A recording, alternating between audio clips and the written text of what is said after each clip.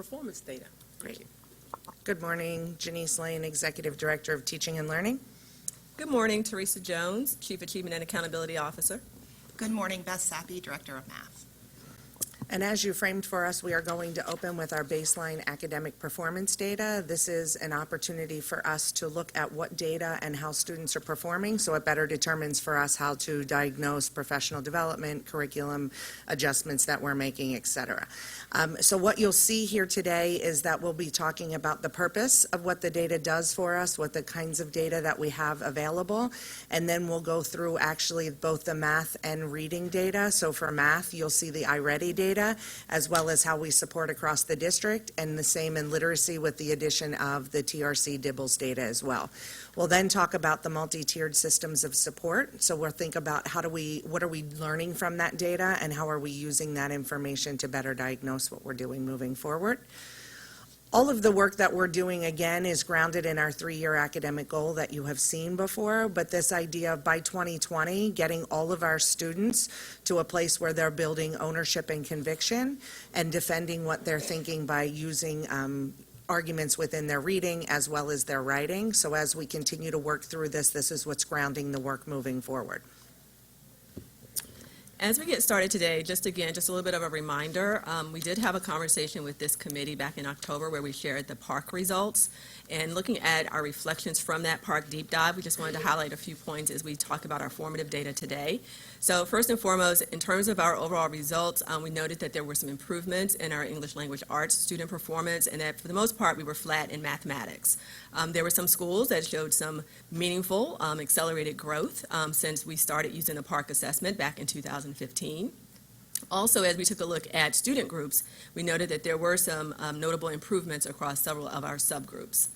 In terms of the work of teaching and learning, as you well know, the office has been investing in a number of additional initiatives to support accelerated growth for students. Some of that is tied to the curriculum and resources, but also professional development opportunities for our teachers and our principals, and looking at our assessments and ensuring that they are aligned accordingly to the curriculum. Also, as we take a look at it, we think about how does the information that we have about school practices and how we can then align those to practices from successful implementers across the board to build our learning as a district. And then over to the right, you'll see the familiar instructional core, which captures how we think about the work in terms of knowing your students, knowing your pedagogy, and knowing your content, all of that really being anchored by the tasks involved. In terms of our formative assessment conversation today, you'll see in that upper left quadrant the interim and common formatives, noting that these are the periodic assessments that we use for the purpose of informing and adjusting instruction. So we consider those to be leading indicators around how students are doing, and most importantly, those are the indicators that are driving action when it comes to the work that we're doing with our kids. In terms of the specifics today, as Janice noted, we will be looking at the Reading 3D assessment data as well as iReady, looking at both content areas of mathematics and reading. In terms of our starting point, we're going to start with mathematics. First, we're going to start with the iReady results here. Just a quick reminder, in terms of the iReady assessment, it is a computer adaptive assessment that is intended to help us understand progress towards the learning of the knowledge and skills that are aligned to the Common Core standards. This is the 3rd year that the district has been implementing this particular assessment, and it's an assessment that is offered multiple times during the year. One notable difference this year is instead of offering it 3 times during the year for all students, we're doing it 3 times a year for those that are part of our multi-tiered system of supports. But for the remainder of our students, we're giving schools the flexibility of using the 2nd window as an optional assessment period. And we're going to here, of course, focus on the beginning of the year data to give us a sense of where our kids are starting. In terms of the window was early in the year, at the beginning of the year in September, and that there are 4 domains that are captured from a mathematics point of view. You'll see those noted here, from number and operations all the way up to geometry. In terms of our overall results are not dramatically different versus the prior year when we just look at where we are at this first window. In terms of student performance, we have 8% of our students that are on or above grade level as we look across the grades, and this assessment specifically is only given in grades 1 through 11, which is why you don't see 12th grade noted there. In terms of specific grade bands, we did see that there were 10% of students in grades 6 to 8 that were performing on or above grade level. In terms of looking at student performance, we're looking at student performance in multiple ways in today's presentation. That first note was really about overall snapshot around where students were performing. The second point gets us actually looking at how students have performed from one year to the next. And what we're noting is that we are seeing that there has been some positive movement in terms of on and above grade level performance as we look at students that started using the assessment in 15-16 and now looking at their results in 17-18. That, of course, is noted in the third point, which means that there are some grades and some students that are showing an accelerated rate of growth. And we're seeing that particularly with that group of students that are performing 2 or more grade levels below initially and looking at how they're performing now. Before you move on, I think that we have one quick question for you. Certainly. Can you just explain to me with the iReady, it's assessing the standards, but is it assessing what we're teaching? Like, so that, obviously the standards should be aligned to but is it a direct, can you just explain, is it assessing what we're teaching versus the standard that we're shooting for? It is not. So this is an assessment that has a specific purpose, which is looking at student progress over time relative to their performance using those standards. If you'll recall, the point that you raised in terms of the curriculum-aligned assessments, that was the purpose of us actually having a net assessment added to the portfolio of assessments this current year. So if you think about how the two work together, what the iReady data tells us is that at the beginning point, it's diagnostic. It tells me, is a student performing on or above grade level? If they're behind, where are they behind? It gives me some sense in terms of what areas they need to focus on in order to show improvement. And then by testing at later points in time, you see whether or not they're actually showing growth towards that. So again, it's still all anchored in the same set of standards, but what is not tied to is a specific pacing of which our curriculum is being utilized to help teach those standards in the classroom. That's really the purpose of having a net or other formative or interim assessments, to be able to look at that alignment and pacing and make adjustments there to make sure that we keep students on track. So as we start to take a look at the data, again, we're going to see data in multiple ways. This is a data-heavy presentation, so I understand if you'd like to stop me along the way. So this first view is taking a look at elementary student performance. And one of the things we've done here is we've created bars that will give you, number one, the overall performance of grades 1 to 5 students, and then we've broken it out by the various student groups. One word of caution in looking at the data by student groups, you'll notice on the right that there are student counts listed. In some cases, there are meaningful differences in the actual student count, so you have to just be careful about making comparisons to the extent that there are differences shown from one student group's performance to the next. Overall, the key takeaway, however, in looking at this particular slide is that we have a large number of students that are actually performing 2 or more grade levels below. That's indicated by the orange bars that you see. You'll note that there are some differences in terms of subgroups. So there are some student groups where that bar is shorter than others. And then the balance of that being the yellow area being the 1 level below, and then the green being at or above level. So key takeaway here, from a mathematics point of view, we have a large number of students that are starting the year 2 or more grade levels below, which of course then informs the work that we need to do to get them caught up so that they can be ready to receive their grade level content as they move through our system. You'll see a similar theme here for the middle grades. So this is our picture for grades 6 to 8. So again, the orange versus the yellow and the greens. You'll notice pretty much consistently across all the views that we're showing you that bottom row, which is our gifted, advanced, and talent development students, for the most part, you're seeing that is the group that has the highest level of at or above grade level performance, which is something we would expect to see considering the student profile and the talent that they're walking into the classroom with. Now, this view is a little bit different than what we've shown before, so I'm going to take a minute to walk you through this. Okay, and I apologize, I can't actually use the pointer here, but if necessary, I can walk up to the screen. So the first views that we've just looked at gives you sort of a view of beginning of the year, here's how that group of students is performing.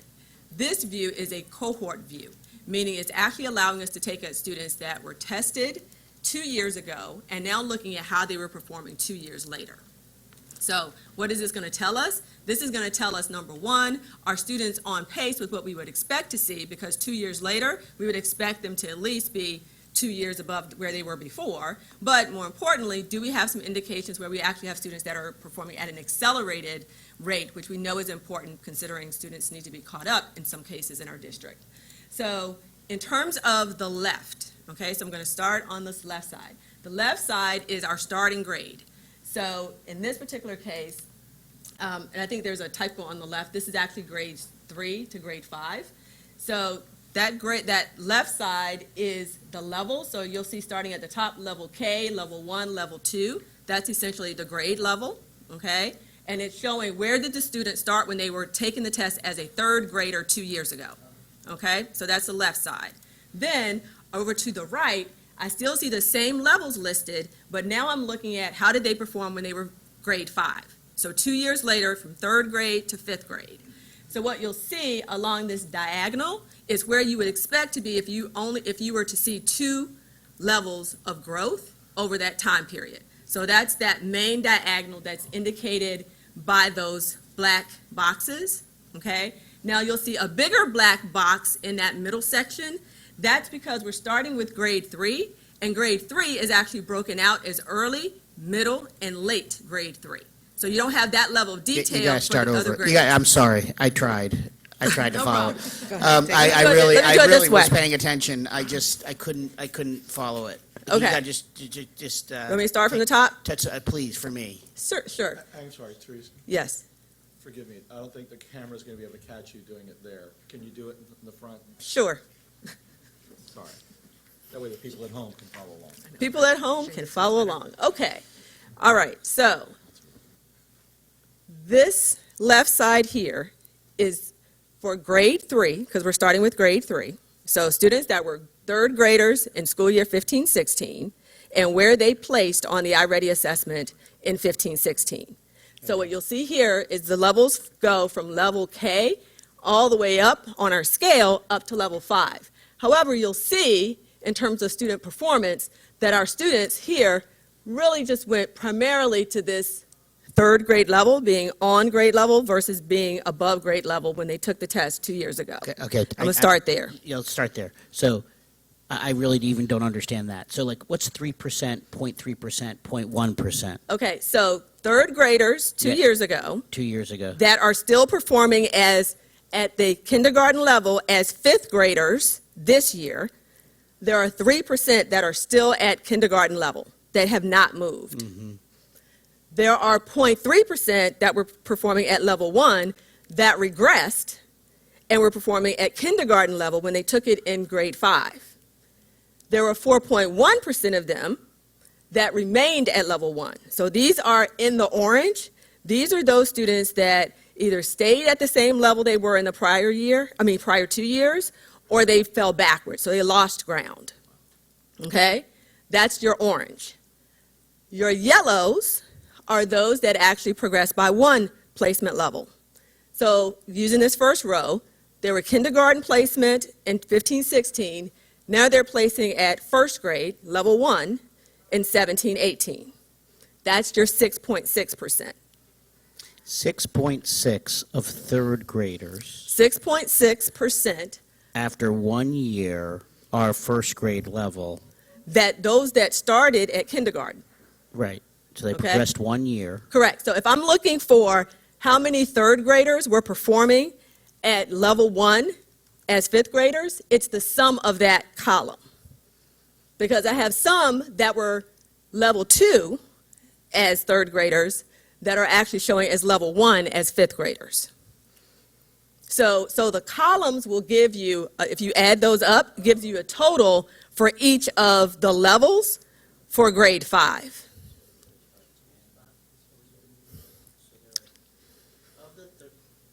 Of the third graders, let's just take level 1. Of the third graders Yes. that are now in 17-18, who are now fifth graders, Yes. you take 6.6 plus 4.1, 0.6 plus 0.0 are at the first grade level. You add Yes. those up, If so you it's add like this column, this will give you a 10, total. like 12% of our third graders that started iReady that are now in fifth grade are still at the first grade level. Yes. Yes. Yes. And that's one of the things actually that's sort of powerful of this visualization, because you can get a lot of information out of this one view of the data. Where we were starting though, and again, sort of building on your point, we've taken a look at the orange, which is those that sort of remained or lost ground. We've taken a look at the yellow, those that progressed one level. This next, which is this diagonal, gets at those that progressed 2 levels. We've highlighted those in black because that's what you would expect to see as a base case, because you're 2 years later. So you expect, if on average you're growing a level per year, that you would be at least 2 grade levels above where you placed back in 15-16.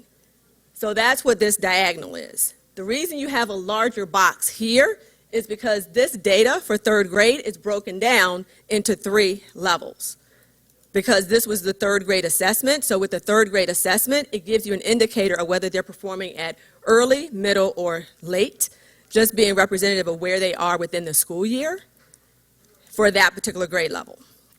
So in that case, you'll see, by comparison, the 5th grade results for the 5th grade test are also broken out by early, mid, and late, which is why you have then these 9 boxes to take a look at the data for 3rd grade to 5th grade in total. Does that make sense? Because all of this is considered being on grade level for 3rd. It's just giving you a further breakdown around to what extent based on where it falls within the school year. I appreciate this because I asked for this information, so I'm just trying to understand it. So Yes. that's really, and the bottom part is really important. Right. I hadn't absorbed that. Right. But before we leave this view in terms of the diagonal, I do want to call out that you do have some students that have 3 or more levels of growth. That's the purple boxes that you see up here. So we would expect 42.6% of our students gain 2 levels in 2 years. That's what we would correct. expect. That's what we would because they come to expect. school for 2 years. That's correct. And then, But we have an additional 20.1% that Right. actually gained 3 or more. So they're showing the accelerated rate of growth. It's just we're acknowledging that you can have an accelerated rate of growth and still not be on grade level, Right. depending on where you start. And that's why you'll see the accelerated rates of growth are in, obviously, these lower levels with your kindergarten through 2nd grade, because you'd expect that a 3rd grader should start out performing at 3rd grade. and 37 have not progressed the way they should have progressed. That's correct. That's correct.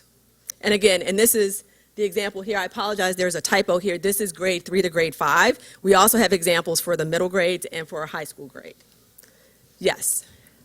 So the iReady, the students take this on a computer? Yes. It's a computer adaptive assessment. So do you have concerns? I hear concerns, but I don't know how valid they are, that depending on the school and how much access students have to computers and so on, that just the computer interface can be a problem with the assessment. Is that an accurate concern or not, do you think? I think there's sort of a yes and no to that question, because there is variability around how computers are used in different buildings. So I can't say 100% that every student is getting the level of exposure that we'd expect them to have or want them to have to computers before they're assessed.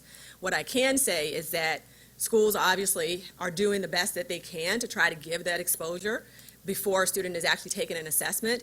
With the iReady assessment in particular, it's given towards the beginning of the year, so there's certainly a possibility that there are students that haven't had a lot of that instruction before they're actually taking this assessment. So I think it's something we should be mindful of, but I can't dissect and say to what extent that that's having an impact on the results that we're seeing here. I think just across the board, students' familiarity with computers, their ability to utilize them for instructional purposes and then be comfortable in the assessment environment is something we'll have to continue to work towards, because that's not a unique phenomenon. That's the digital age that we're in. And so we're working through what does that mean real time for students and how well they're able to use the technology. Thank you. You're welcome. So before I leave this slide, are we okay now with sort of what this data set tells us? Okay. So I've sort of spoken to some of the key highlights here, so I won't belabor the points, but here it just sort of summarizes what we just looked at. So the 63% being indicative of those that attain 2 or more, so that's the 2+ view of it, then the 26% that we've already talked about, and then the 5%, which were students that were both on grade level in both time periods. Now, this is another set. I'll just walk up here because I may need to walk you through this one too. Okay. So, and again, part of what we're trying to do here is to be responsive to the public's need to understand the data in perhaps different ways than what we've done in the past. What we're intending to do here is we're going to start again with the elementary grades, looking at iReady performance and looking at what that means in terms of schools. So here what we've listed at the top is which of our schools in iReady mathematics have the greatest percentage of students that are performing at or above grade level in grades 1 to 5. So that's the first set of bars. So using Thomas Johnson Elementary Middle, they have 38.7% of their students that performed at or above grade level for grades 1 to 5 during this first assessment window. Okay? And then you'll see the numbers from there, from the 38.7 down to the 10.5 of Baltimore International Academy. So those are our top 10 schools that have students in grades 1 to 5 taking the iReady assessment. The next set of bars takes a look at those schools that have decreased the percentage of students that were 2 or more grade levels below over 1 year. Okay, so these numbers are not the percentage of students at that level, these are the decreases. So Arundel Elementary Middle School decreased the percentage of 2 or more below students by 12.1% this year versus last year. To what? They decreased it to... I don't have their number on here because they're not a top 10 school, so I don't see what their number are on here. But So- we have an accompanying data set that will break that down. So Arundel decreased 2 grade levels or more. The percentage of students that were performing at that level. So this is showing growth. This is a No, positive. I know. Right, Yeah, right. You're 2 grade levels below or more, but 12% It's the decrease of the percentage. So, but that's what I'm saying. Like, to 1 or to... I'd have to pull to know what the actual counts are and where their placements were. Okay, at the school level. This is a similar view, but it's looking at it over the course of 2 years. So this is a 1-year improvement of percentage of students that were 2 or more grade levels below. This is your 2-year rate of improvement. So here, Francis Scott Key, for example, they actually decreased the percentage of students that were 2 or more grade levels below to the tune of 30.4%. So 30.4% is their rate of decrease of students that were 2 or more grade levels below. They could be 1, they could be at grade level, they could be above grade level. Correct, correct. But they're no longer in that category of the 2 or below. Okay. Right, right. So again, this is one way to take a look at how schools are quote-unquote moving students as a way for us to understand more broadly what can this iRated data help us also understand in terms of school level focus and identify schools that are doing some notable things for us to learn from that are showing these accelerated growth of improvement. Does that make sense? Okay. So you'll see similar views of this type of data for the other grade bands as well. Again, this is the elementary view. So this looks at grades 1 to 5 for these verse 2. This bottom one is grades 3 to 5 because if I'm looking at it over the 2 years, I can't start with the grade 1. I've got to start with grade 3 so that I have the 2 years worth of data. Okay, does that make sense? Okay, and then the only other thing before we leave this is in terms of the highlights. The highlights are just there to indicate that there are some schools that actually show up in more than one of these categories. So using the example of Francis Scott Key, Francis Scott Key actually has 21.6% of students that are at or above grade level, so they're in the top 10 in terms of the percentage of at or above grade level students. And they're also the school that's at the top of the list in terms of reducing the percentage of students that are in that grade 2 or below grouping. That make sense? Okay, all right. So I'm going to try to move us along because I know we are tight on time for today's presentation.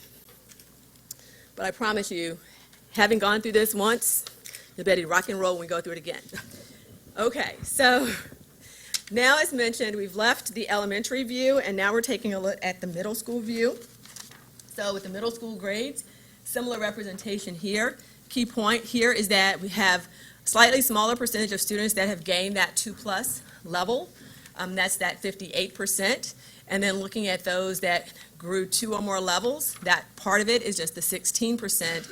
And then we have 9% of students that were on grade level from that period, from grade 6 to grade 8.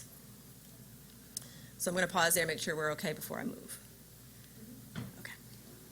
All right, and then similarly, in terms of schools serving the middle grades, so grades 6 to 8, the top table is that list of top 10 schools based on the percentage of at or above grade level students. And then the bottom 2 tables gives you the rank order of the top 10 schools, both in terms of reducing the percentage of students that are in that 2 or more below category. Okay? We okay? Okay. Now we're going to take a look at the high school grades. Again, for iReady, we do not assess in grade 12. We assess in grades 9 through 11.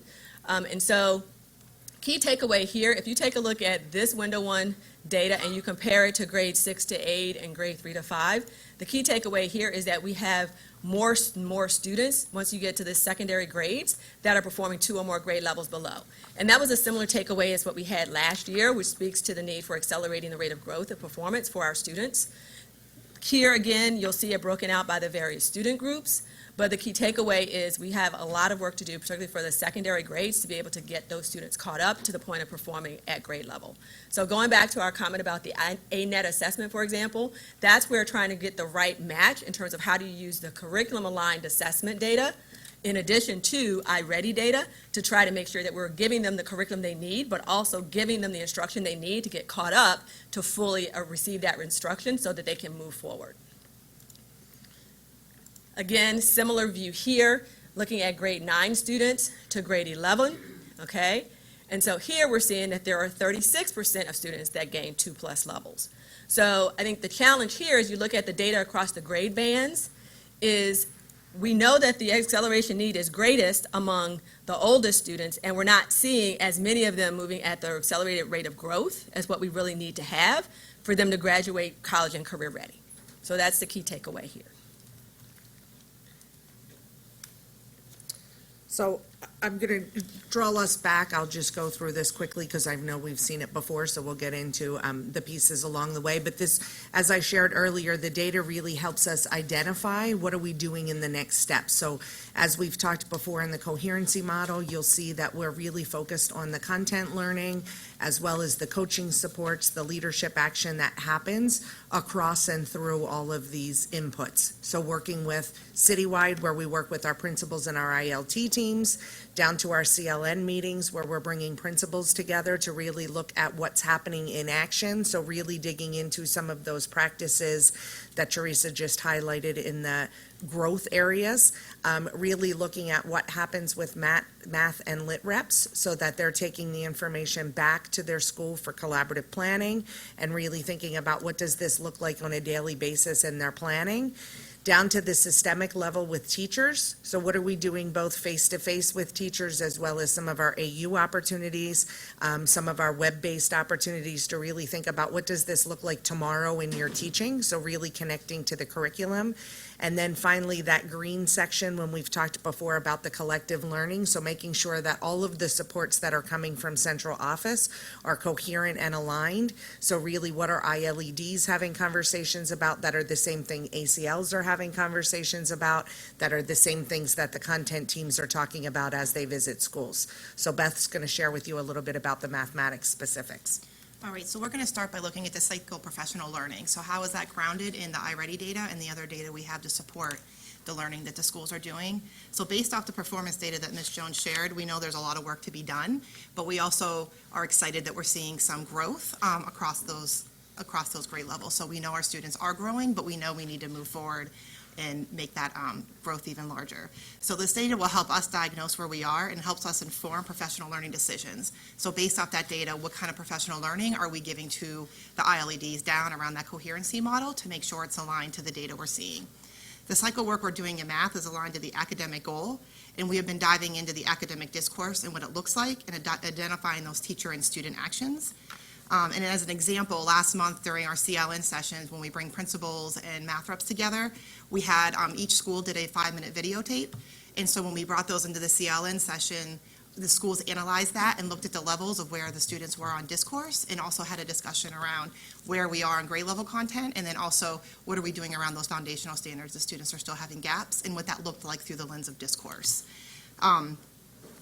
Then we think about the math reps. So when we're working with those math reps and school leaders, we also have to look at student work. So what does that student work look like as it's aligned to the cycle, which we're focusing in on discourse? So following that protocol where teachers will focus on student work and looking at that during their collaborative planning sessions, and also using those ANET resources and our acceleration guides that we talked about in a previous session to really address some of the gaps that we're seeing with the iReady data.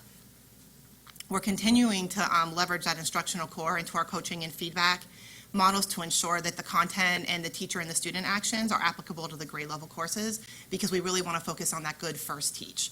So making sure that we're using the data and focusing on those foundational standards that a student needs to be successful when they're moving into grade level content, but also thinking about that good first teach and using that instructional model to identify some of the gaps and use them strategically when teaching. So that talks more around the cycle, but then what does that look like in content? So when we're thinking about the support and content development, mostly that we're focusing in on with teachers, we want to think about where we're seeing the strengths and weaknesses around specific content areas. So we need to be reflective of what we're doing with the school leaders and math reps and our teachers, and our office has put a big emphasis on getting more feedback from those in the schools and working closely with our ANET coaches and ACLs to identify specific content in each grade level that needs to be addressed. So we're holding a feedback session on December 5th with teachers. All teachers are welcome to come, and we're going to be focusing in on where they're seeing strengths and weaknesses and what they need assistance on around our new curriculum. Since we've moved to Eureka, we want to make sure teachers are comfortable with the planning, the assessment, because we've moved to ANET, so we want to make sure teachers feel comfortable with that, and the feedback is, very valuable to us so we can make informed decisions moving forward, and also around professional learning. So what type of professional learning do teachers feel they need, and is it in line with what we've been doing, and how can we adjust to make sure that we're meeting the needs of the teachers? We're also spending time in school, so we're making it a priority to get our teams out to the schools to really see what things are looking like when we are giving inputs, and then what are we seeing in that output when we're in the schools, so that we can make informed decisions and best meet the needs of the students.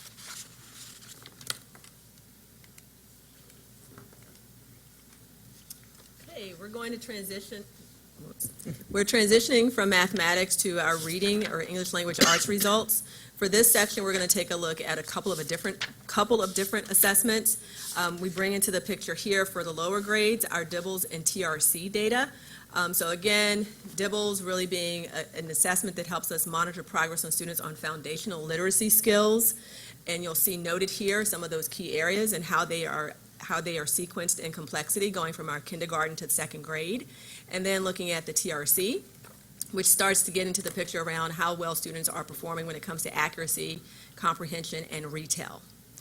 As it relates to our results, key takeaways here is that we had 62.2% of our kindergarten through second grade students performing at or above benchmark, utilizing the DIBELS assessment. And then looking further, we had 29.7% of students in grades 1 to 2 that were performing proficient or above on the TRC. And as we take a look at that, notably, grade 2 students were the group that performed at the highest proficiency rate, to the tune of 34.9% proficient or above. As it relates to the views here, initially you're going to see a similar view. So this takes a look at students within that kindergarten through second grade band of all students that were assessed at the top, and then you'll see the breakdown by the student groups.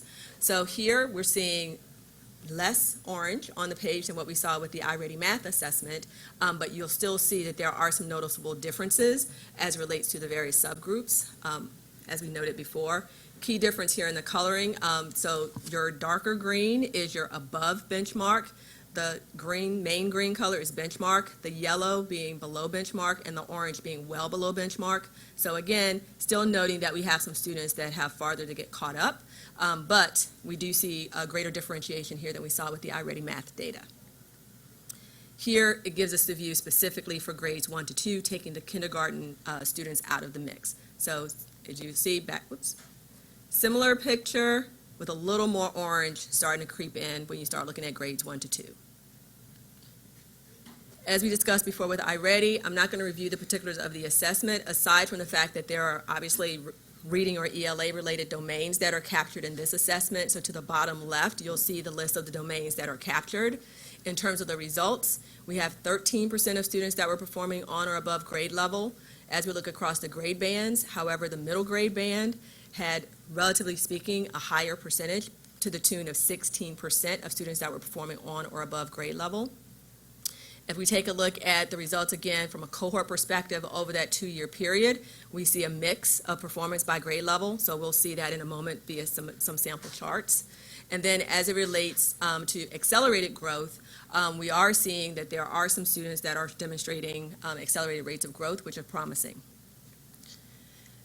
First view here, looking at the elementary grades here, again, because we use DIBELS and TRC for grades K to 2, iReady data starts with grades 3. So grade 3 to 5, window 1 performance by total group as well as by student group.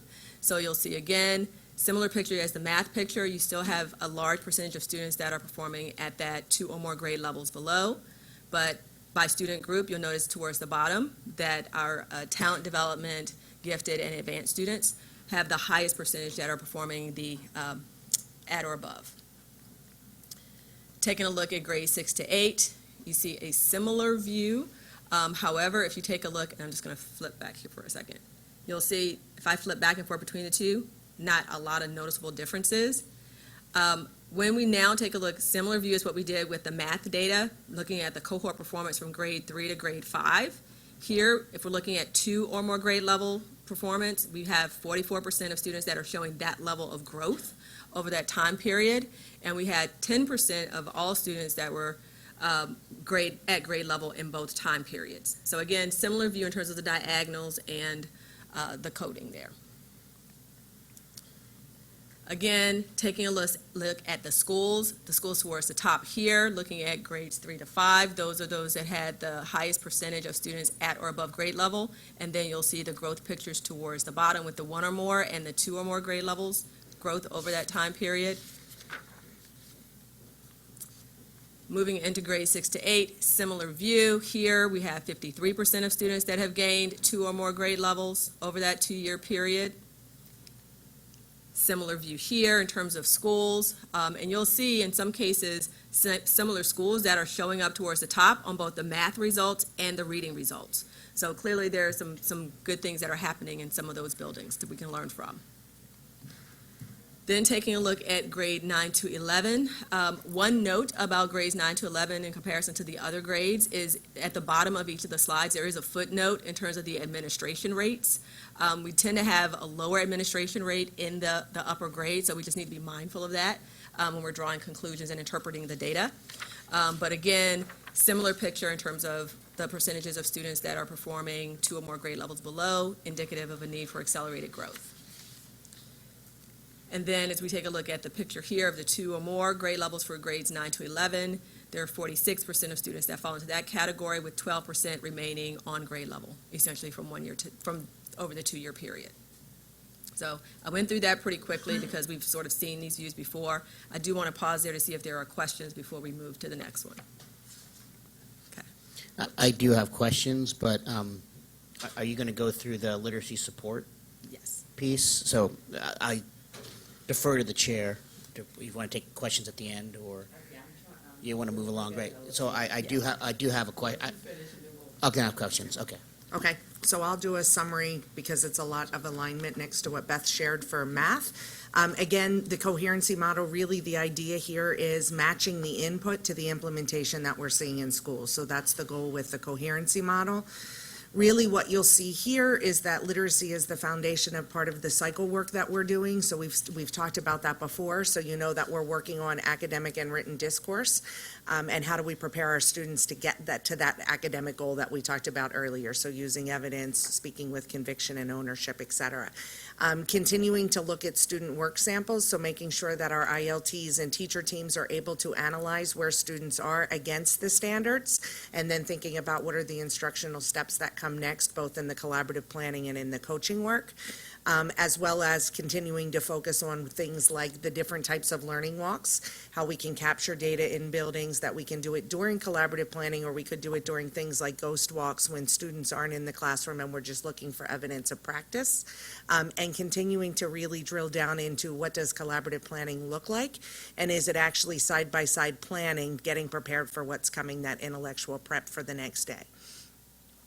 Also thinking about what Teresa highlighted earlier, continuing to keep the instructional core in front of all of the work that we do. So thinking about not only teacher actions, but student actions, and what does the content tell us, but most importantly, what is the task that we're asking students to do, and how do we make sure that stays at a rigorous grade level or above, so that students have that exposure and are ready for the standards as they demand. And then finally, the ongoing literacy sessions that focus on coaching, planning, and providing feedback to teachers, so that as that planning is happening, there's expertise in the building to help move that to the next level. In support of content, again mirrored to math, you will see that there are ongoing professional learning sessions that are available for teachers with the grade level, so both our systemic face-to-face opportunities as well as webinars that have been created to look at both the instructional model and then components within the literacy block. So if we're looking at independent reading, or we're looking at something like shared writing, that there's opportunities for teachers to continue, to learn along that continuum.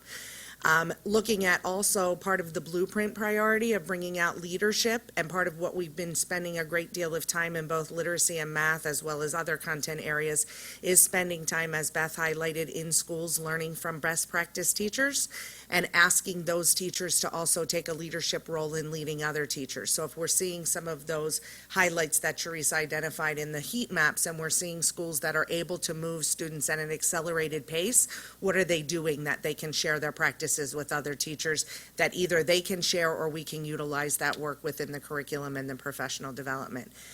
Continued development of AU courses.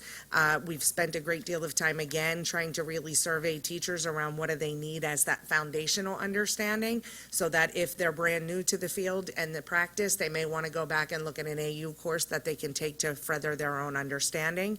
And then great collaboration between the academic content liaisons and the special education liaisons, looking at the supports that go to schools. So how can they support collaborative planning, demonstration lessons, and creating the structures around that. We also have talked to you all about the multi-tiered system of supports that we've been working with in schools. So you'll remember that we really looked at how does this support the continuum of learners. So you can see the learners identified here, from gifted and advanced to our EL learners, students with disabilities, twice exceptional, and students who need both academic or behavioral interventions. And MTSS really is the structure that creates a data decision-making process where we're allowed to really promote with schools when we use that student work and we look at data such as we've looked at with the iReady, and we unpack that, what does that mean for every student in the school? And how do we make really informed decisions around that so that we can think about intervention, acceleration based on the student need? You'll remember, hopefully, that we had some of this as phasing implementation here. So we talked about in teaching and learning that a framework was created as well as district-wide guidance, similar to what we did in the blueprint. What are all schools getting, and then what are some schools getting? There's also the component of special education with the PEAL team, or the Prevention of Intervention Early Learners, where we're really looking at what are those expectations and expertise in early childhood development, and what does that mean for our work? So how does the PEAL team really use that data and use that collaborative problem solving to look at the DIBELS data in a different, deep way? And then finally, the connection with the whole child. So again, thinking about what are those social, emotional, and behavioral supports, as well as the climate overall. And really, this is an opportunity that works for us through the CEIS funding, that we're allowed to be able to utilize these implementation resources to focus our work on several schools. So you'll notice here that there are sites that we have supported with this deeper work of really spending time in that data collaboration and understanding what that work looks like, as well as the coaching and the work around that. So they're getting some additional professional development around the work of iReady and Amplify data. Also, the implementation of that collaborative problem-solving model. And then finally, able to actually provide additional support staff. So each one of those schools listed on the right side has a 0.5 MTSS coach and a 0.5 school psychologist. If you'll notice the schools that are listed down the right, later when you have more time, you can go back and notice that some of those schools are actually the schools that Teresa highlighted. So you'll see, I just made a quick note, Francis Scott Key, you'll see Windsor Hills, Waverly, Graceland Park, and Belmont. All were on a combination of that list of some were both ELA and math, and some were both or just one or the other. So this is also an opportunity for us to study that work, and then again, know what's going to happen across all schools for implementation. This next, excuse me. So this slide here just gives us the overview of the math iReady data for those focus sites. And so you'll just see across the board that there is some variability there. However, you'll notice to the far right with Digital Harbor, that is the school that has the greatest percentage of students that are 2 or more grade levels below. So we're sort of speaking to that broader theme around the secondary grades, in some cases being more challenging to get caught up. Then we take a look at a similar view for the reading data for iReady, and again, you'll see the picture there. Again, differences across the various schools. If by comparison, however, you'll notice that in terms of that 1 grade level below, you've got more students on the math side or that are in that 1 grade level below category versus on the secondary side, versus reading, where you have greater orange bars being 2 or more grade levels below. And so finally, just coming back to what does that mean for those MTSS sites is really building a common language and understanding around what the expectations are for that work, so that when we're looking at interventions or accelerations, when are we putting students in there? What does that progress monitoring look like? How is it targeted around that data decision-making so that students can move in and out? Really focused on the continuum of the learner. So really looking back at that support structure that we talked about, as well as both the academic and the behavioral interventions. The collaborative problem solving being an essential component of the work that happens daily in those schools, both with the collaborative planning that teachers are doing, as well as the ILT as a whole. So as those instructional leadership teams are working together to really monitor what are the trends across the school and what are decision-making that happens that way. And then finally, culture and climate. How do we take this work that we actually model behaviors with the adults in the building and build those communication and relationships between the team so that you can see that this has been really a comprehensive focus on those schools. And I have to give a shout out to the MTSS coaches came today just to kind of support the work that's happening, because you're starting to see some of the leverage of that whole, that comprehensive work coming across the schools. Thank you, that was a lot. Okay, question. Go ahead. Okay. Could you go to slide 28?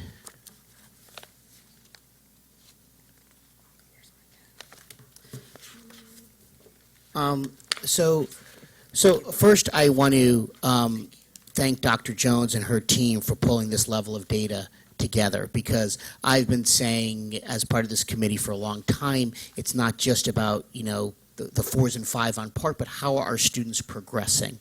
And are they growing while they're in our classrooms? And are they growing at the right pace? So this data can help us kind of dig in at the right level, I feel like, and I really appreciate all the time and effort that's there.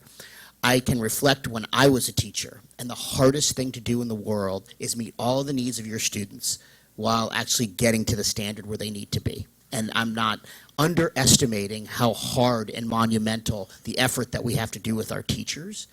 But I have to say, when I look at this slide, and 55% of our students are in our classrooms in 3rd grade, but by 5th grade haven't progressed, not even the 2 years which we expected them to be, it's very sobering.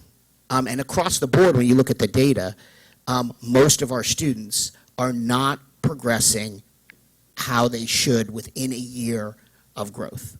Like, so they're not even, so some are doing what they're supposed to be doing, meaning progressing a year at least. A small percentage, 15 to 20%, are getting 2 or more, which is good, but a third to a majority of our students are not progressing as they should in our classrooms.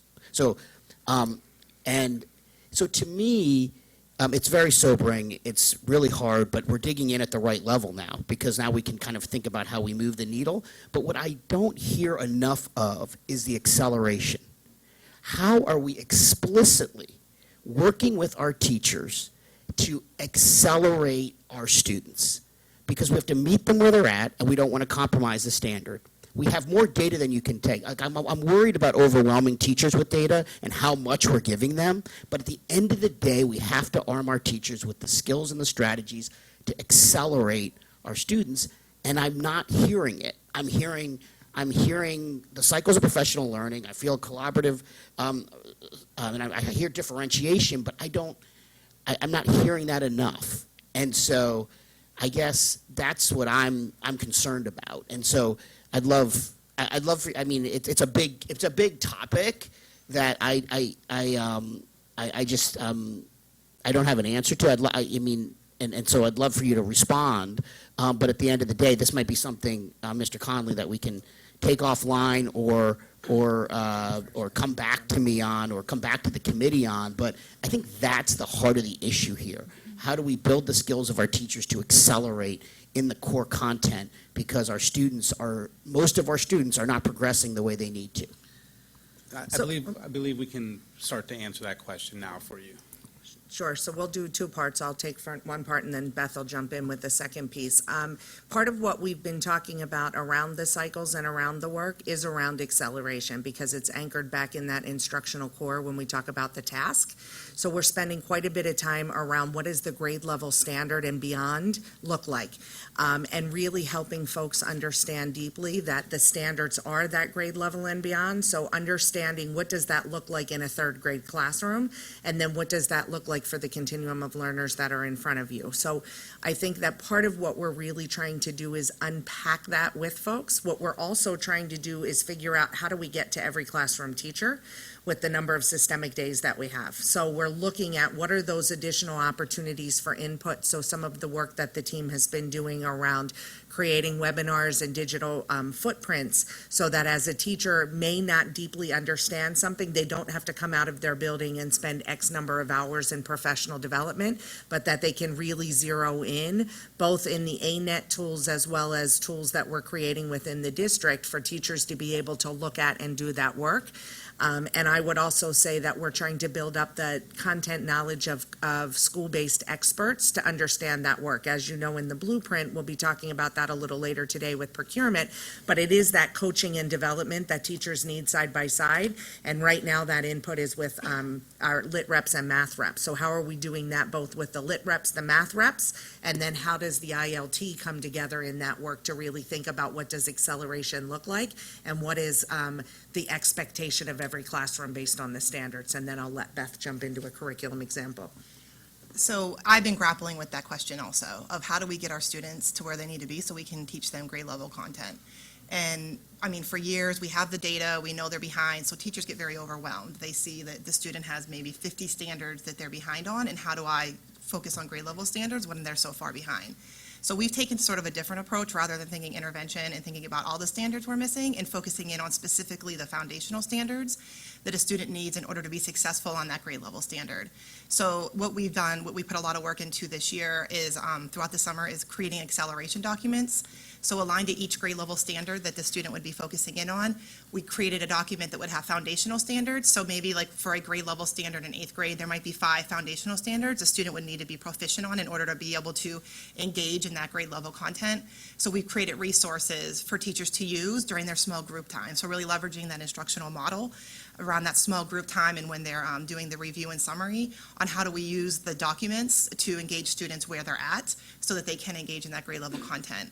So we did a lot of that work with the teachers this summer when we had our summer institutes, and we've also been trying to wrap it into our systemic PD, and then with math reps on when they're planning with teachers and collaborative planning, how are we using those foundational standards to leverage where students are so that we can engage in those grade level content tasks within the curriculum. And I would think that also what was it, the MTSS MTSS. sites will give you some additional information, since you have some of those schools participating in that did have the 2 or more years of growth. That's right. So the best practices that you'll learn from that one. You have another one, or I'm moving to Commissioner Berkeley? Okay, well, this is a quick one, but can you just give me an example of a strategic foundational standard? Just anything, just one. So for example, in 4th grade, when you're doing division with remainders, if a student hasn't been proficient on division without remainders in grade 3, they're going to have a hard time doing division with remainders in grade 4. Thank you.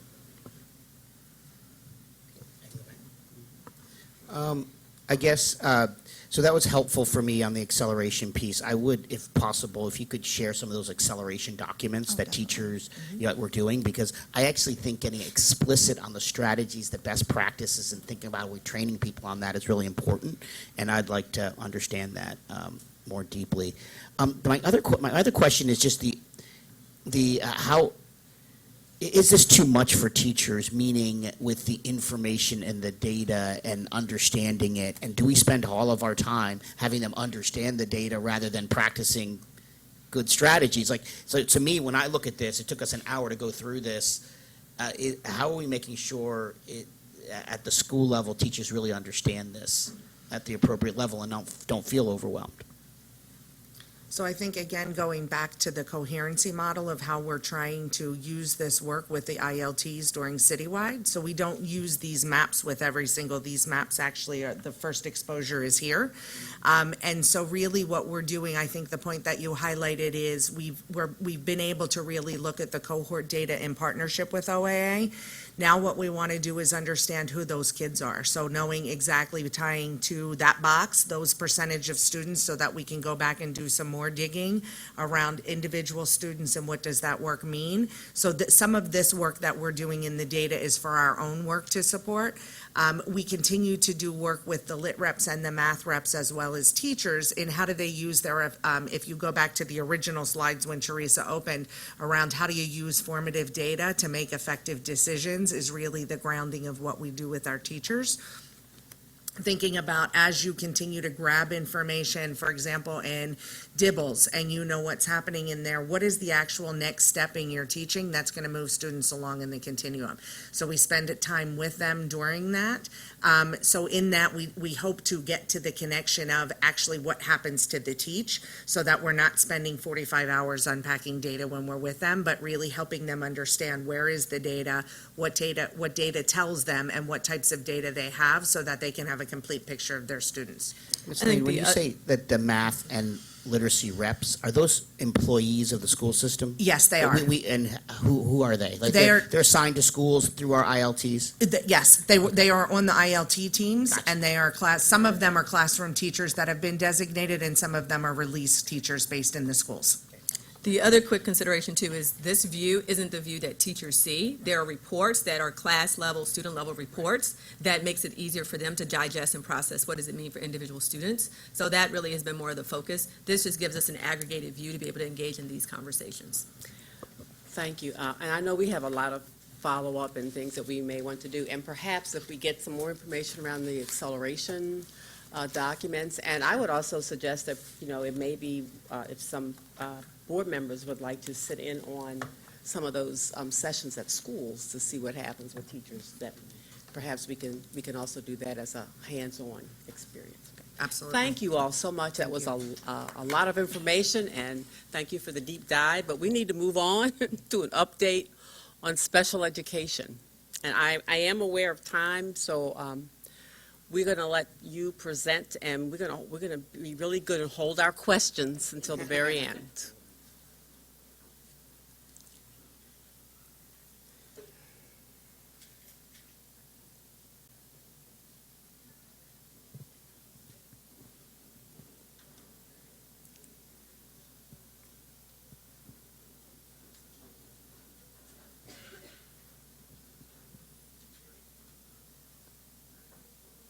Good morning.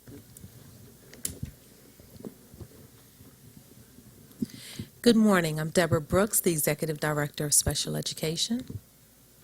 Good morning. My name is Michelle Mullen-Pierce. I'm with OAA Special Ed Data Reporting. Good morning. My name is Jalima Alisea. I'm the coordinator of specialized instruction. Good morning again, Janice Lane, ED of Teaching and Learning. This morning, we will be providing the Quarter 1 Special Education Update.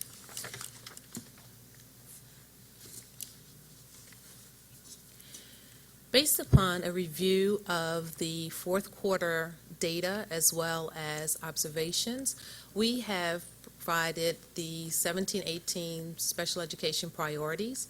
Those priorities are educating students in their least restrictive environment, access to high-quality instruction and services, and closing the achievement gap of students with disabilities. In order to ensure these priorities, we have restructured our STAT process. We've implemented a tiered system of supports for schools, and we're using all of the information, the data, the observations to inform professional development for our general educators, special educators, and IEP team associates and chairs.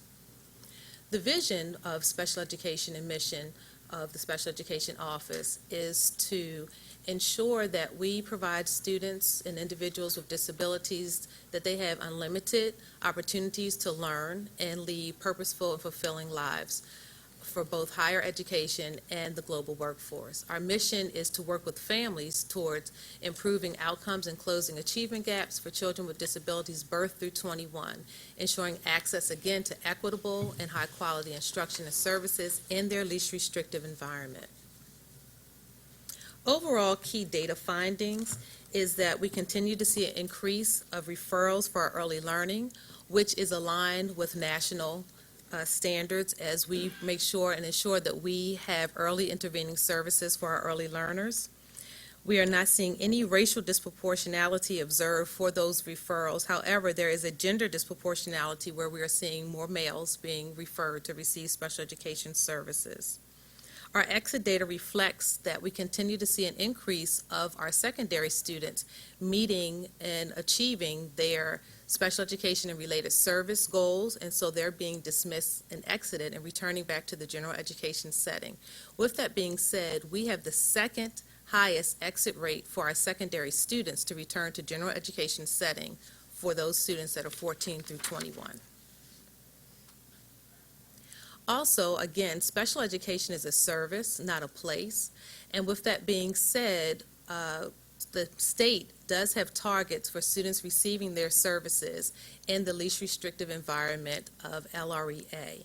The state target is 70. Currently, Baltimore City Public Schools is at approximately 58% of our students receiving their services in the least restrictive environment of LREA, which is inside the general education setting. As also, currently, although our students with learning disabilities as a group have not been able to achieve at a level of achievement with their aligned with their low-achieving non-disabled peers. So as we begin to look at educating students in their least restrictive environment, I want to take you to this table which shows the continuum of services, students receiving their services in the least restrictive to the most restrictive environment. LREA is for those students that are fully included, receiving their services 80% or more in the general education setting, and what that looks like, full inclusion, co-teaching, or also small group inside the general education classroom. LREB is for those students that may need to be pulled out for a resource model, and that is 40 to 90%. LREC are those students that are receiving their services in a self-contained environment. The other LREC is for those students that are in our citywide programs, our ED Pride programs, our Life Skills programs, our PAL programs, and those are for students that have autistic-like behaviors, and our deaf, hard of hearing. LRED and E are for those students that are receiving their services through home and hospital services.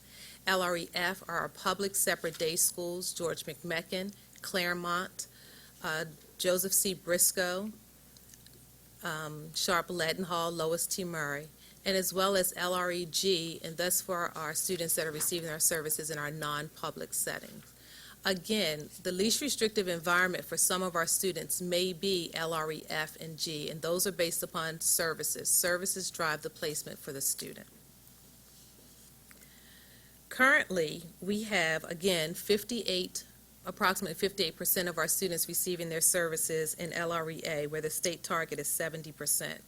Since 2012, there's been a decrease of about 4% of our students receiving their services in LREA, and an increase of about 4.8% of our students receiving their services in LREC.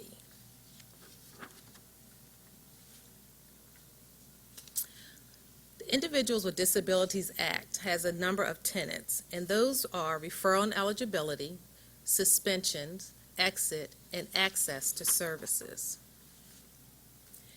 When we look at our referrals, the highest number of referrals are those that are in our early learners, our pre-K, K, first and second. Again, we want to be able to ensure that we are identifying our students early that may need special education services and related services to get those early interventions for our students. I also want to point out that any student that currently has an individual family service plan is identified through the state as also being a referral. So a student may already have an IFSP, but once they transition to an IEP, the state considers that a new referral, as well as any student that transitions into Baltimore City Public Schools from outside of Maryland. Although they already have an IEP, that's also considered a new referral. So that is also reflected in this data. So although it may appear that we have increased in our number of referrals, those numbers are also included in our referrals. So some things that happen prior to a student being referred, they may go through the SST process. And through the SST process, we've heard about the multi-tier systems of supports that are being put in place, interventions, both behavioral and academic. There are also students that are on a 504 plan, which is providing access for the students, but then it's determined that the student also needs some additional academic supports, as well as students that have been suspended, and it is then determined that they may qualify to receive special education services. We saw the greatest increase during the third quarter for our students, and this takes place the last week of January, February, and March. And one reason may be because they went through the SST process and those interventions were put in place throughout the first and second quarter, and then it was determined that they needed additional supports for these students. Again, there's no racial disproportionality that has been observed, but again, there is gender where there are more males that were referred to receive special education services. On this slide, I do want to point out that there has been a decrease in the number of parent referrals as well as school referrals. The school referrals possibly decreased due to the SST process. When referred by the school level, multiple interventions have been provided through the supports that were provided through the schools prior, the multi-tiered systems of supports as well. But there has been an increase in the other, and that is primarily from outside agencies such as Head Start, the child's pediatrician. And I do also want to point out that there are 5 different Head Start operators with 50 Head Start centers in Baltimore City. So with that being said, these other outside agencies can then determine or send referrals thinking that these students are exhibiting behaviors that then warrant a referral to receive special education services. And again, if a student has an IFSP and then transitions to an IEP, that again is considered a referral. Our pre-K and second grade students show the highest eligibility rates, which is aligned with the highest disability codes through our eligibility rates, which is speech language impairment. Other health impairment, which includes attention deficit and hyperactivity disorder, attention deficit disorder, and also executive functioning. And executive functioning includes the cognitive ability to control thoughts, emotions, and actions. So we begin to see that played out in some of the behaviors. And early on, a child may not be identified as being on the autism spectrum, but also having executive functioning disorder, which is identified through our other health impairment. And you also see developmental delay, which is also aligned with our early learners. Hi there. I'm going to walk you through the special ed exit data here. This comes from our exit count, which is an annual state reporting deliverable that's specific for students with disabilities. The year-to-year view really paints a similar picture. You can see the highest point is at transfers out. We've unpacked this for you based on feedback at prior special ed updates. About 60% of the students that have transferred out of our district actually went to another public school in Maryland, but of those, 5% actually returned that same school year back to city schools. About a fifth went to another state. About a fifth went to another state, and of those students, 10% returned to city schools in that same school year. And a tenth went to a state institution, and a quarter of those students returned to city schools within that same year. You can see the second highest point on the line graph is return to general ed. We spoke briefly about this before. Maryland has the second highest rate of secondary students returning to general ed. Baltimore City has the second highest in Maryland returning to general education. This means they achieve their goals, and they're graduating, they're coming back into the secondary in general education. When we look at our students with disabilities and suspension, we see that those students that are in LREA are less likely to be suspended. So the greater that they're included with their typical peers, they're less likely to be suspended. We have included staff from the Office of Special Education to work closely with our schools as well as with the Office of Suspension to make sure that we have interventions and supports for our students to work on decreasing the number of students that are being suspended. Access to high-quality instruction and services. Through our STAT process last year, we worked very closely with compliance and ensuring that the students and families had their IEPs as well as the teachers so that the students would have access to high-quality instruction. With that, we've seen a decrease in overdue annual reports as well as a decrease in IEPs in draft, which is a positive. We're continuing to work with our IEP chairs to reduce the number of overdue reevaluations.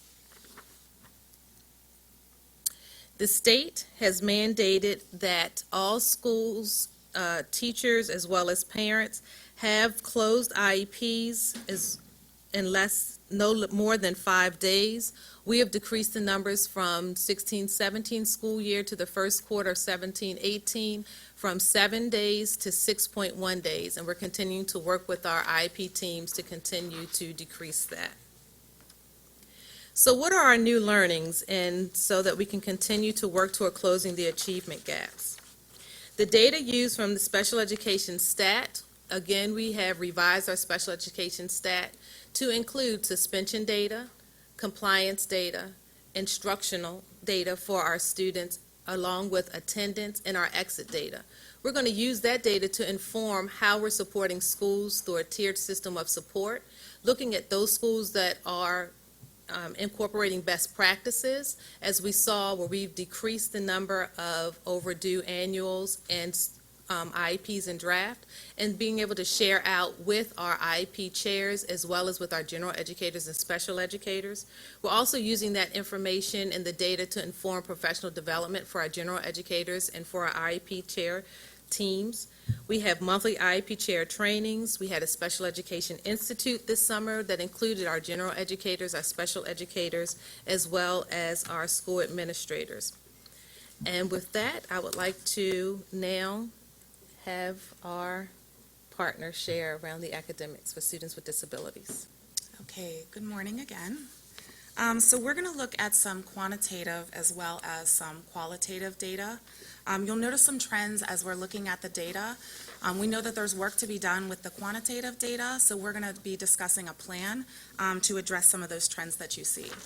So looking at the students' performance measures as our quantitative piece, and then we'll look at the identified staff needs as our qualitative data, which will then lead us to the professional learning and resources that we've developed for all educators. So we're first going to start with DIBELS, TRC, and iReady. So this is the DIBELS composite data for students with disabilities in grades K through 2. So if you look at school year 16-17 and 17-18, you'll see that there continues to be a gap between students with disabilities and general education students. However, in school year 17-18, you will notice that we have 11% of students with disabilities who are actually above benchmark. So this is the TRC data for grades 1 and 2 for BOY 16-17 and 17-18. Again, there continues to be a gap in performance between students with disabilities and general education students. So now we're going to look at the cohort data that you looked at in the previous presentation. However, this is looking specifically at students with disabilities. So as you can see, a cohort comparison of students who are in grades 3 for school year 15-16, who are now in 5th grade, and 17-18, shows that there are 16% of students who actually gain 2 or more grade levels in the school year, from school year 15-16 to 17-18. A cohort comparison of students in 6th grade and 15-16 and 8th grade and 17-18 showed that 20.9% of students with disabilities actually gained 2+ grade levels within a 2-year time frame. Just one clarifying point, those numbers are just the 2. The number to the right, you need to add that to get to the 2+. So looking at students in grades who are currently in 11th grade, from 15-16 to 17-18, we had 15.5% of students who gained 2 levels, and 23% of students who gained 1 level.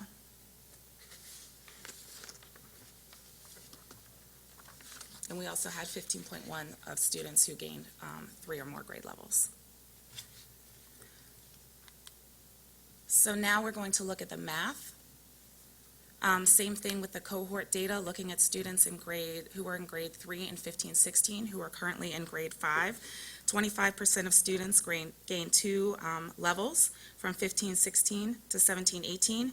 And for students in grade 8, 24.9% of students gained 2 years within that 2-year time frame. For students who are currently in grade 11, 13.5% of students gained 2 levels, and we had 9.5% of students who gained 3 or more levels within that 2-year time frame. So now we do have a plan for how we are going to address that data. So our next steps really include identifying what schools are actually moving student achievement. So what schools are moving students 2-3 years or more, and then identifying those schools and those teachers. We're then going to work collaboratively with CLN teams to investigate the teacher practices, the student structures, and what supports they're putting in place for those students at those schools. And then opportunities to share those best practices with teachers through peer-to-peer observations, learning walks, and really utilizing those teachers to lead professional development and PLCs with other educators in the district. So now we're going to look at some of the qualitative data. So in order to gather the qualitative data, we conducted needs assessments through teacher focus groups as well as surveys. The identified areas of need that teachers shared were support with curriculum planning, supports for planning for students with disabilities around universal design for learning, differentiation, and specially designed instruction, how to analyze data, and how to utilize and implement interventions in the area of literacy and math to close those achievement gaps for students. Some of the feedback that we received through the surveys included that teachers were just really excited to work collaboratively with other special education teachers, and they really felt more prepared this year to implement some of the interventions to support the needs of their students.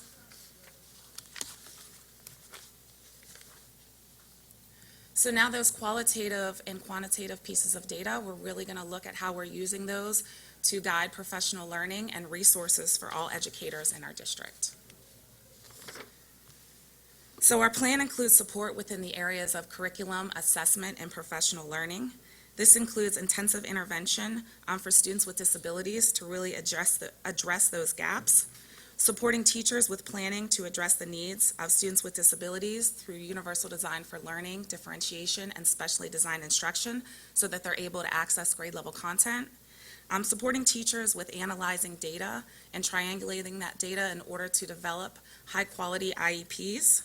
and really providing professional learning opportunities to educators and leaders within our district. Through the Special Education Summer Institute, we have systemic PD for all educators that is also differentiated, and citywide learning sessions that are differentiated for leaders, really focusing on how they support students in their schools with disabilities.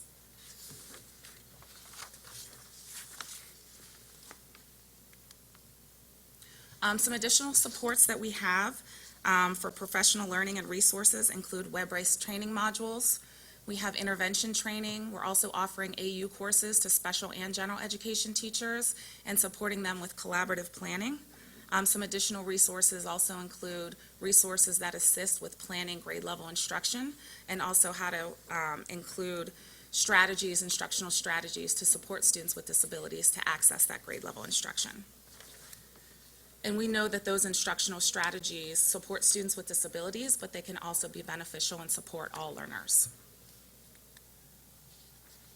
So our next steps to continue to narrow the achievement gap include really collaborating with various departments, including math, literacy, and special education, to ensure that we have professional development that is aligned, that we are providing professional development to special education teachers that is aligned in grade level content, and we're providing supports around those instructional strategies for all educators within professional learning.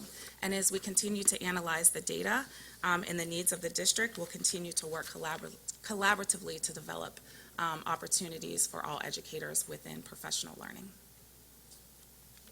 So that was a lot that we gave you. Do we have any questions? No, I just would thank you so much for, it's a lot of information to digest, but thank you. And I know it took a lot of work to prepare it, so thank you very much.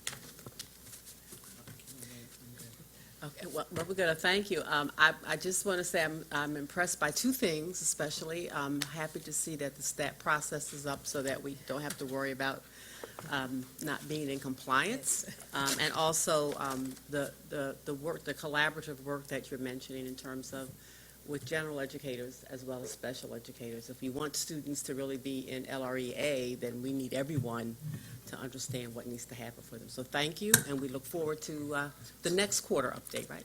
Thank you. Thank you.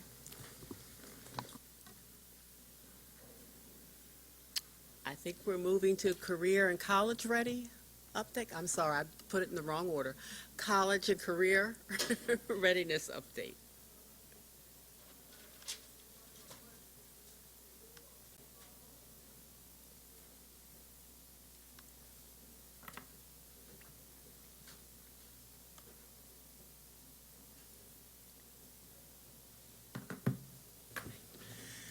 Good morning. I'm Rachel Pfeiffer, Executive Director for College and Career Readiness. Good morning. I'm Shane Hall, Director of Research within OAA. I want to start out with looking at our district vision, which includes a focus on post-secondary education and training for 21st century careers. We are committed in our office to making sure that that final step that students take when they leave the district to go on to post-secondary options is one that's guided by adults and that's structured, that's not haphazard in the way that students pursue it. There are two core beliefs that I discuss frequently with my team. The first is that every student needs an adult to provide guidance and support, that we don't just leave students on their own in trying to figure out what's next after they leave high school. And the second is that every student needs an individualized plan that helps them set post-secondary goals and understand how to reach those goals, so that we don't have students trying to figure it out just in the last 6 months of school, but that as they come into high school, we begin to lay out a proposed plan that we have them talk with adults about, talk with their parents about, and that can be tweaked along the way, but that is focused on specific goals that they want to reach.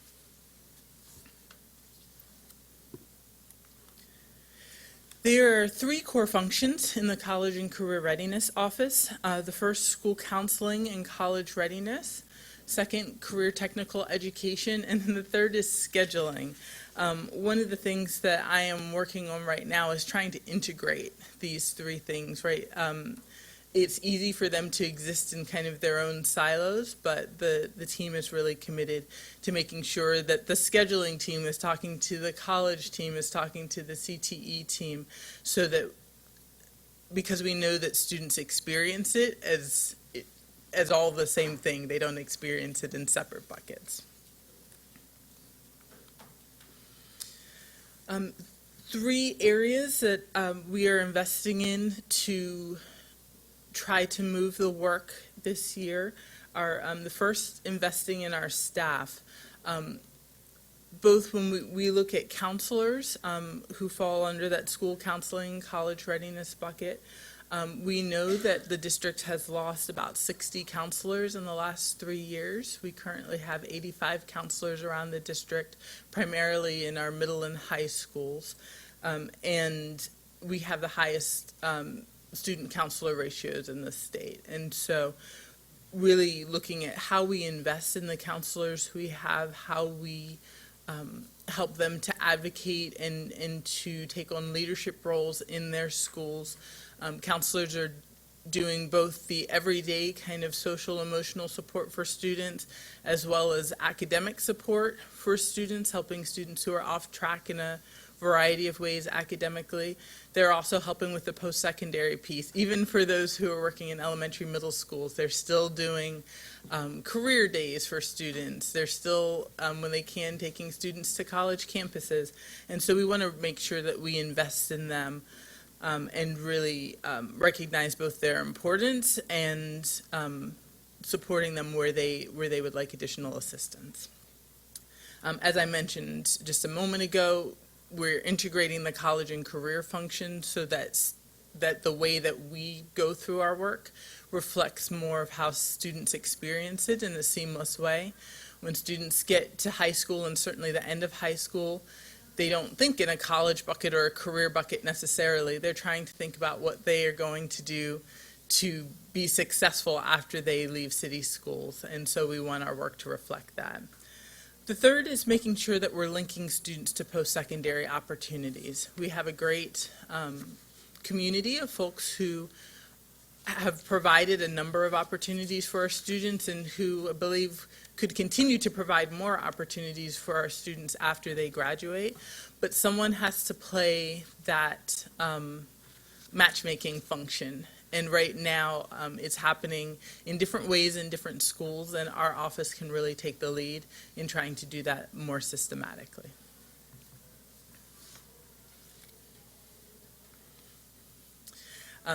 Just because it's always worth repeating, it is important to be able to get additional education outside of high school. We can see that for earnings, for employment in general, it makes a difference to have a degree after high school. One of the things that we look at is not just employment rates, but looking ahead, what do jobs require? We know that about 2/3 of jobs in the next few years will require some type of post-secondary education. And I think it's really important to note that some of those jobs are coming and requiring a bachelor's degree, and some of them are looking for an associate's degree or some other type of job training. So it's not just in one direction. It's college and career in our office, and not college or career, and we want to make sure that we're preparing students to pick either option when they leave us. In 2016, MSDE introduced their definition of college and career readiness with the 7 options of meeting those requirements that you see listed below. Those options need to be met by the end of 11th grade, or students need to participate in one of the 4 options below. A college and career readiness transition course, dual enrollment at a local university, remedial coursework at a local university, or Khan Academy modules in courses. If you're not familiar with Khan Academy, it's a program that initially started online, providing video educational training for students, video instruction that has has since developed, and I'll talk about that a little bit more in a moment. When we look at the CCR benchmark, we know that our students are, the majority of our students are not meeting those benchmarks through AP, PARCC, or SAT requirements. And as a result, we have a number of students who are enrolled in our transition courses that are taking place in their senior year.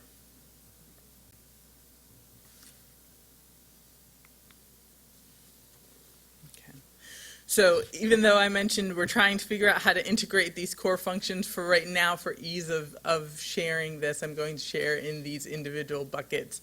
And hopefully in future times, I'll have a different way to present this to you.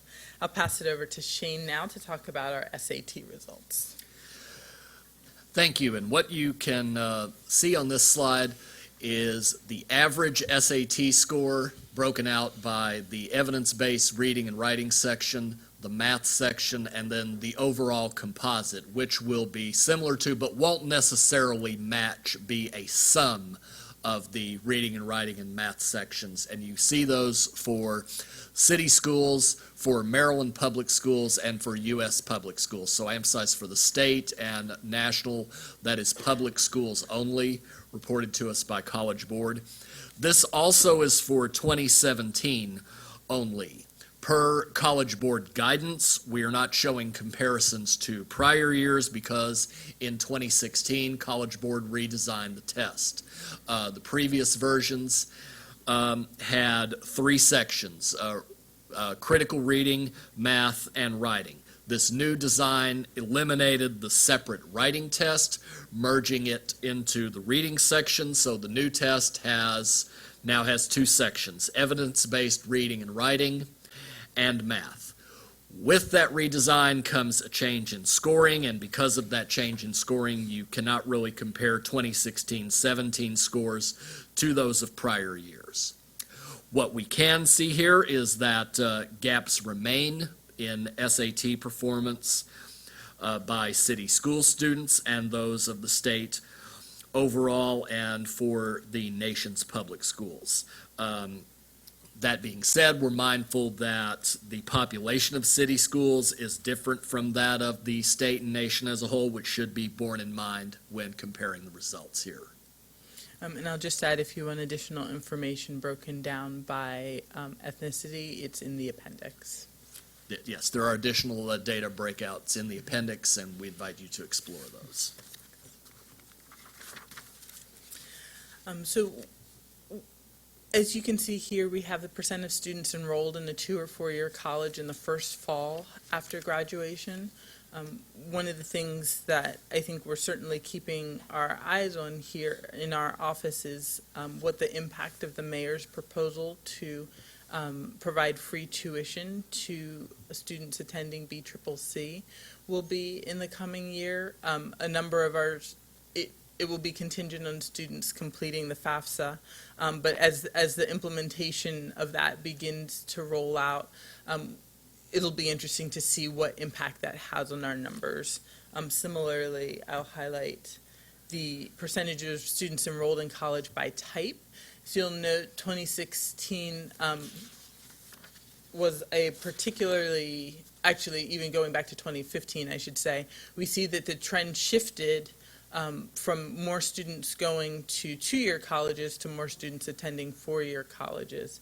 So we're keeping our eye on that, and again, we'll continue to update you on what those trends look like across the city. One thing that's important to consider here is what you saw in this slide and the previous. This is college enrollment based on the first fall after graduation, what the research sometimes refers to as seamless enrollers. So for that reason, that's not necessarily a full picture of college enrollment, because you have situations where some students enter college maybe a year after graduation, maybe even 2 years after graduation. And that will have the effect of raising enrollment rates, especially because a lot of your delayed enrollers are more likely entering 2-year colleges. Great, thank you. one of the things we don't have a slide about, but that I will add, we continue to work on in our office is the issue of summer melt. The number of students who enroll in a college or say that they're going to a college but don't actually make it there in the fall after they graduate from high school. Right now, that rate is about 34%, and so we're continuing to work with our schools in a variety of different ways to help support students to make sure that they have the support over the summer that they'll need in order to ensure matriculation in the fall.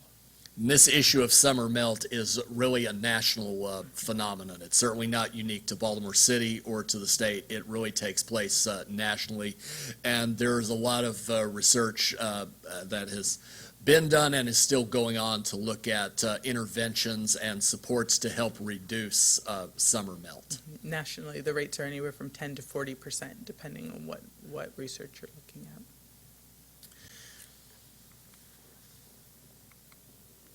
So just to give you a quick snapshot of the students pursuing college access, we know that 66% of our students last year, of our seniors, applied to at least one college.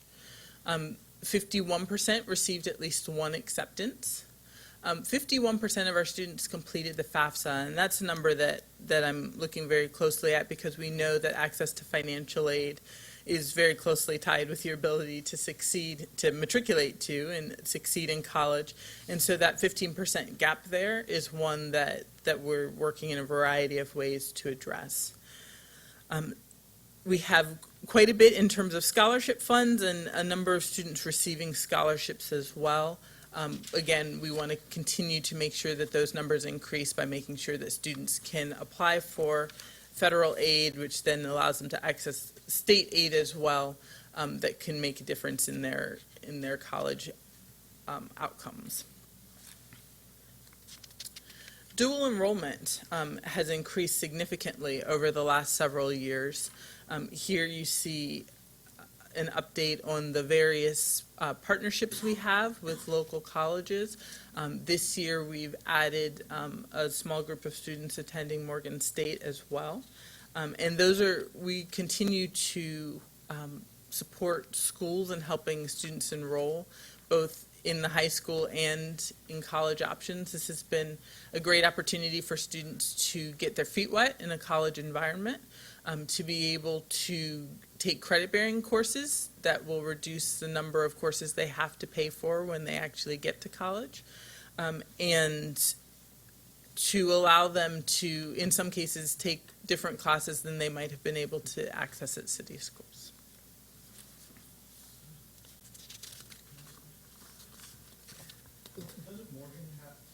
Doesn't Morgan have a dual enrollment program? I don't see them listed up here. We're working with them this year, and so the last, we have 2016-17, and so we're 2017-18, we're working with them now. Thank you. So there are 4 initiatives I'd like to highlight that we're working on the college and career readiness side. One is what we're calling the College and Career Readiness Trajectory. It is a curriculum developed by our counselors, for our counselors, that covers grades 6 through 12, that includes 10 different strands, areas that we want students to be proficient in by the time they graduate from college. So we're looking at career readiness, everything from how to prepare for an interview, how to write a resume.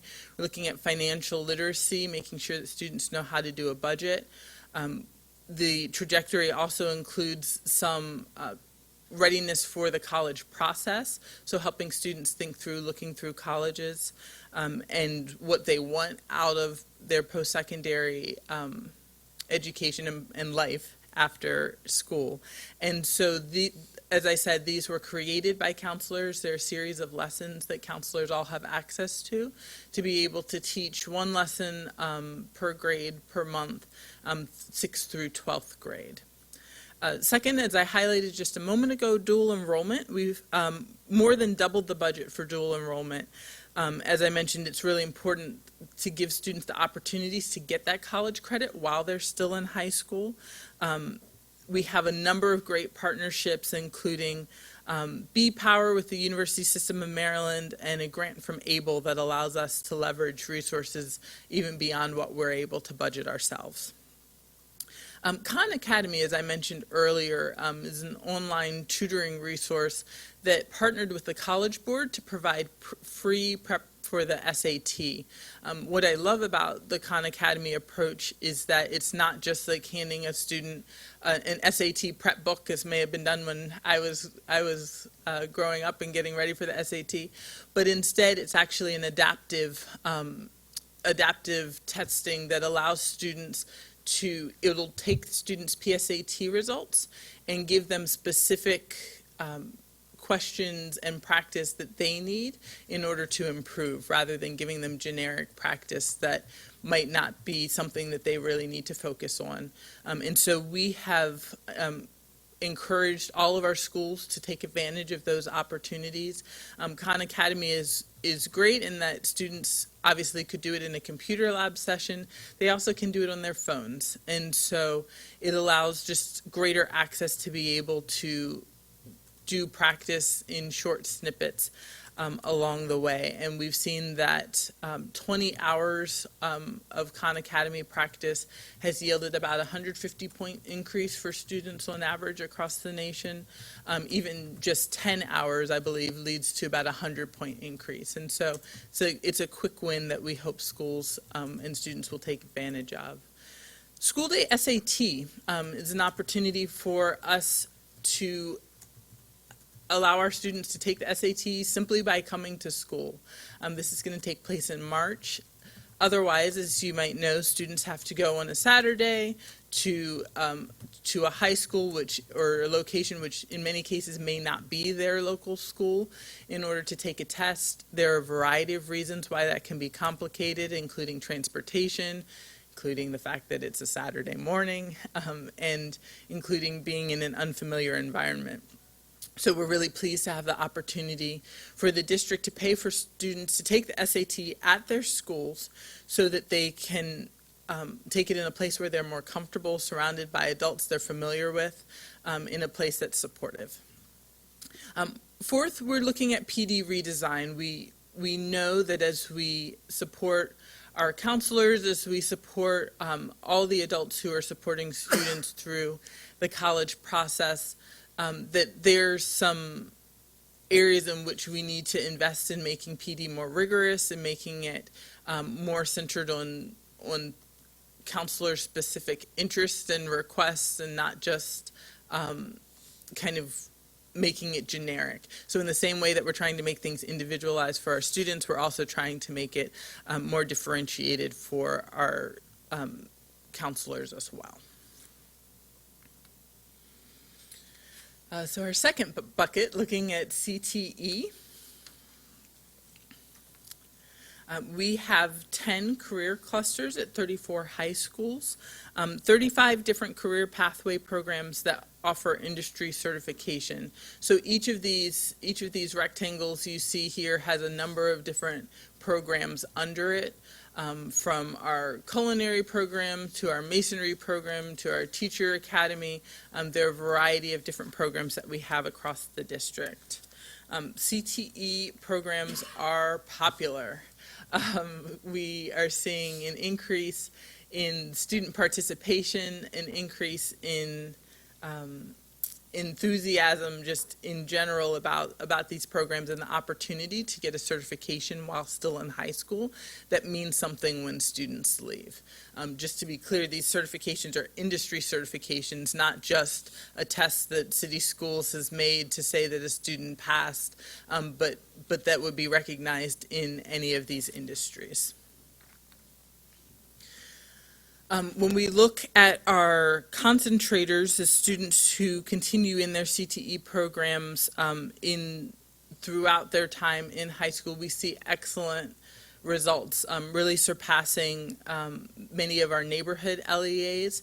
The state often touts our CTE programs. They've been really impressed as they've continued to work with us over the years with the results that we're seeing in the difference that it's making for students. we have a variety of partnerships, and these partnerships really make our programs run.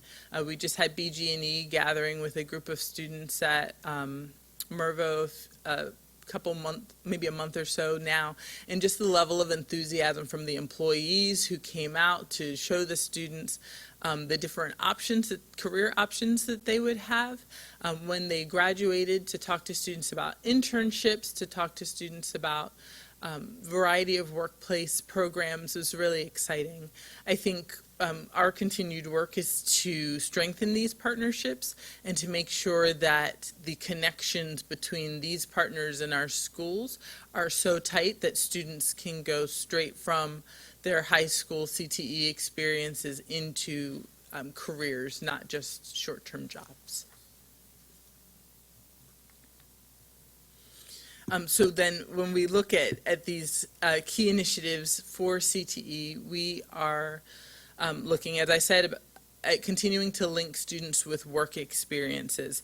One of the things I'm really excited about is that we're working with Baltimore's Promise in their workforce demonstration model that will actually involve us having a specific person, a liaison, to sit in our office in conjunction with the mayor's office and really work to help connect students with employers who will help train them, commit to training them, and then helping them continue in, again, career options, not just a job when they get out, but a career that has a trajectory. The fire department has also provided a great model. They work with students to get the EMT certification, and then we have a number of students who continue with the fire department after graduation to continue to add on to those certifications, many of which are stackable and can kind of provide additional opportunities for students when they continue in the program. We are looking at reviewing our CTE programs overall. It's been a little while since we have looked at them. We know that we have great results that, as I said, the state is really proud of, but we want to make sure that we are taking the equity lens that the board has mentioned quite a bit over the past years and make sure that there's equal access to programs across the city, to make sure that the programs that we're offering are the right ones for the jobs that will exist in the future, making sure that the process of getting into programs is clear to students across the city as we see there's demand, and we want to make sure that students have the opportunity to do that, and continuing to evaluate the program to make sure that CTE students have the opportunity to attend both college or walk directly into a career when they leave, and that we're continuing to make sure that our programs are as strong as they can be. As I mentioned, we're continuing to increase our quality partnerships, and we have a number, but we don't take them for granted. We want to make sure that they are strong. And we want to expand our P-TECH program. Our P-TECH program is Pathways in Technology in Early College High Schools.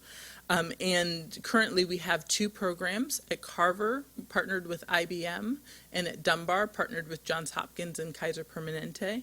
And we're working on a 3rd P-TECH school that would focus on transportation technologies. So those programs allow students to finish in either 4, 5, or 6 years with an associate's degree, as well as training in particular areas, computer science currently at Carver and health sciences at Dunbar. So last but not least, looking at scheduling. You saw a lot of scheduling data this summer. I know we currently have a team that was a little bit smaller this year than it had been in past years, but we did see that our elementary schools hit our scheduling benchmarks much earlier than they had before, and our high school scheduling was consistent this year. There's always room for improvement, and so we are already working with our instructional with our ILEDs to improve the timing of scheduling, the process for scheduling. We're revising scheduling models as needed in order to talk through what the requirements are for graduation, making sure that those actually fit in students' schedules. And we're going to work to shift the course request process so that it aligns with the budget season, so that principals can make informed decisions about who they need to hire based on the courses that students need to take. Long-term, we're working to make our scheduling more of a strategic process, really thinking through not just can we get students into courses, but what would be the right courses for students to take in order for them to pursue the post-secondary options that are the best fit for them. So again, these are the few levers that we're focusing on this year, and there's a lot of good work to do. Thank you. I'm mindful of time, so I know that we're, for our scheduled time, we're right up on it. Are there any questions? Okay. I've got 2 questions. Okay. Because we do need to get to do our procurement. I guess, as you know, this is a big area of interest of mine, and I'm really glad, Ms. Pfeiffer, you're here. And it's not college or career, it's college and career. And I think you laid out a good vision for what that looks like. How do we arm our students with both a college trajectory and a career trajectory? We do know the facts, though. The facts are, across the country, 30 to 40% of kids who start 4-year degrees don't complete. And in Baltimore, it's even less. And in our community college system, what I looked at last, 5% of kids in 6 years complete a 2-year degree who start. So the idea, your slide really struck to me that you need a credential, a post-secondary degree, it's 2 or 4 year to actually have a pathway to be successful. And I really want to set our kids up for success there. And the stakes couldn't be higher for us right now. So I'm really glad that you're tackling that. I mean, I guess I'm going to make a couple comments, maybe not even to respond. The matchmaking is huge, and the counseling we give our students to make them realize that there are opportunities available. And we, as a system, have cut down on the counselors. And even in my child's high school, there's 3 college people assigned for 1,200 students, which is the highest probably in any school at City College, but that's still a lot per student. But what are we doing for each school in our system? And I think we need to grapple with that as a board. I do want to dig into I want to dig into the numbers more to understand. I know we are proud of how many kids are completing our CTE, but I am not convinced that the industry certifications are actually a pathway to securing or the secondary degree or credential to get a job.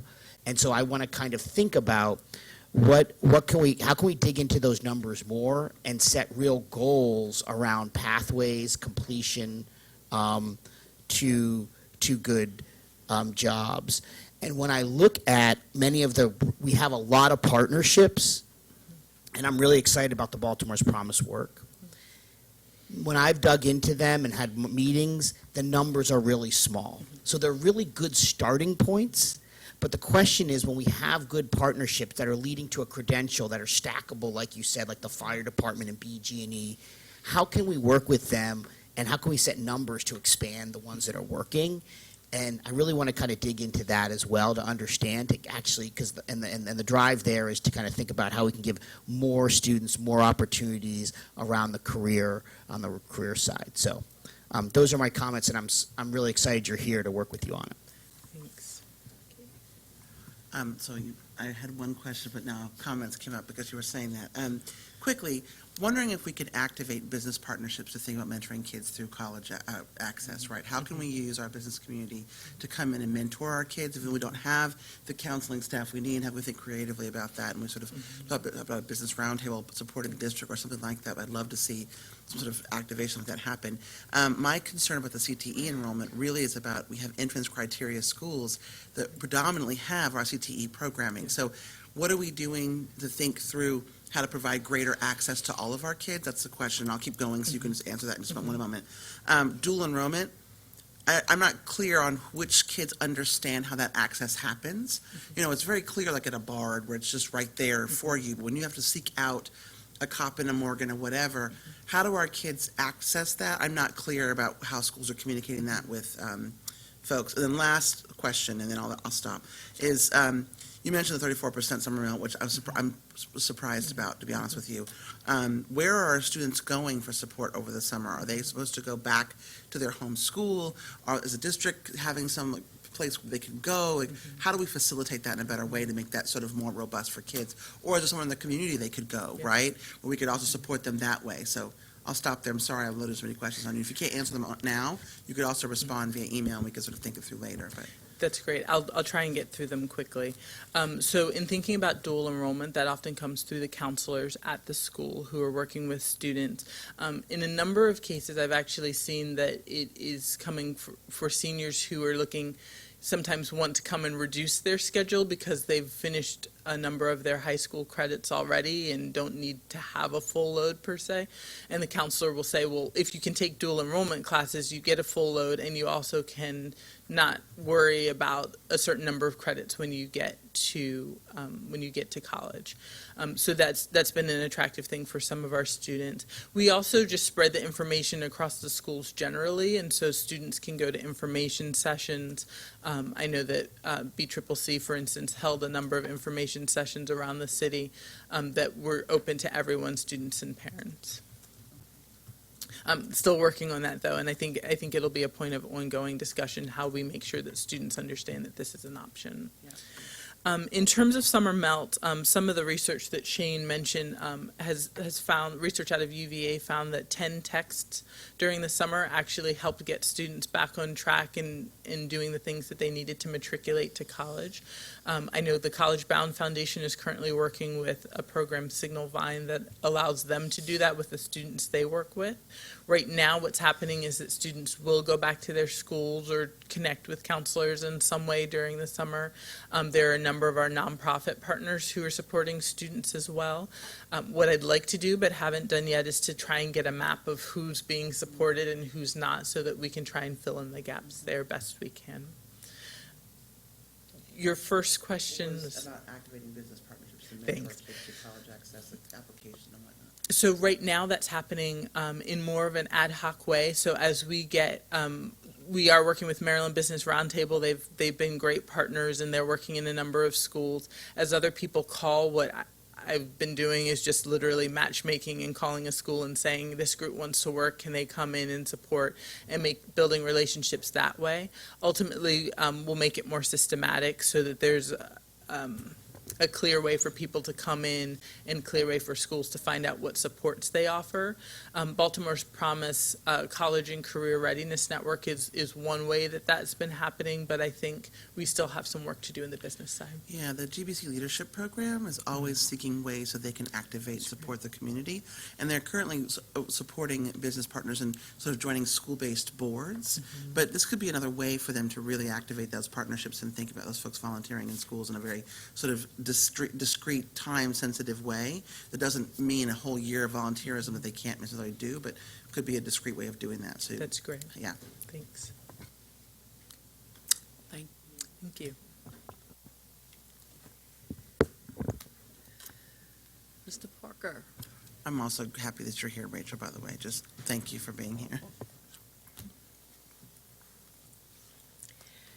I need to make one check. I know we had procurement and we had a written update. Is that to be, is that the intent was for that to be done So as a presentation? written updates are exactly that. They're just supposed to be written updates. If the board has questions, the board can certainly ask questions, but Okay. there's no presentation intended. Great, okay. So I'm going to do this the easy way. Are there questions about any of the procurement items? I do not on the first one. Okay. That was the graduation program, okay. The second one is for the Maryland School for the Blind. I don't. Going twice, okay. And then, I'm sorry, I'm going down the long version. The STEAM tutors for Hampstead Hill.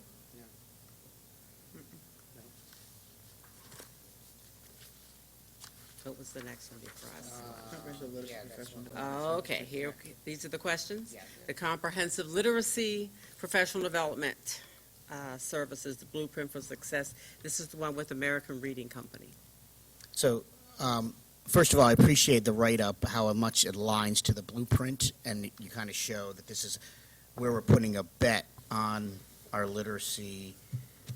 I guess one thing I saw when I looked at the amount, it's $658,000 per year for 4 years, or is that 2017? 3.5. 3.5. I think it's really important for the board to see the total amount that we're committing to in the contract. So right now, that's not listed. It's just $658,000 per year. So I think that should be, I know it's estimated annual, but that's the amount that we're committing over the term of the contract. Isn't that correct? Correct, we can make those revisions. Yeah, I think that's important so people understand what they're, that was one piece. And I guess my question here is, there will be systemic work done, but then more intensive work. Is that correct? That's correct. So when we talked about the blueprint study and looking at the two-pronged approach of what all schools will get will be that 3 to 5, grade 6 and grade 9 teachers will get systemic, and then there will be additional support for those 20 intensified sites.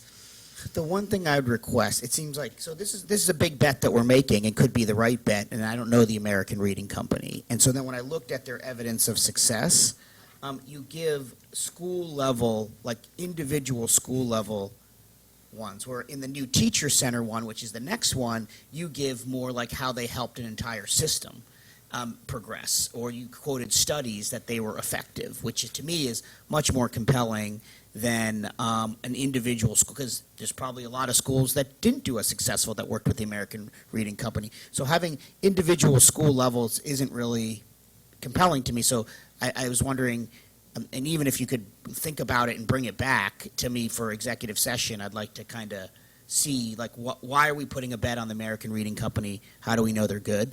And not by individual school level. Is there any studies or anything that you can point to that they're research-based and effective? Would be helpful. Sure. I also think it's just really important to remind you, too, that this is the proposal to move forward. It's not saying that this will be the partner for 4 years, because as we do the curriculum audit and do the work, this is just saying they have that approval for that time. So part of what we need to build out is the cost, is working with them to align that to our PD for this year and through summer.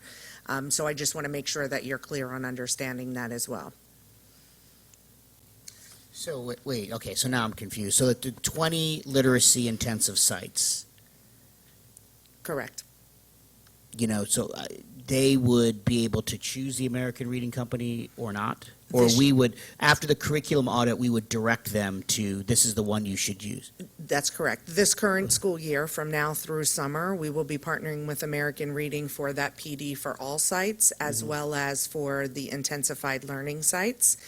And that will be based on our curriculum work, based on the coaching work that happens, based on what they're doing around professional development and learning.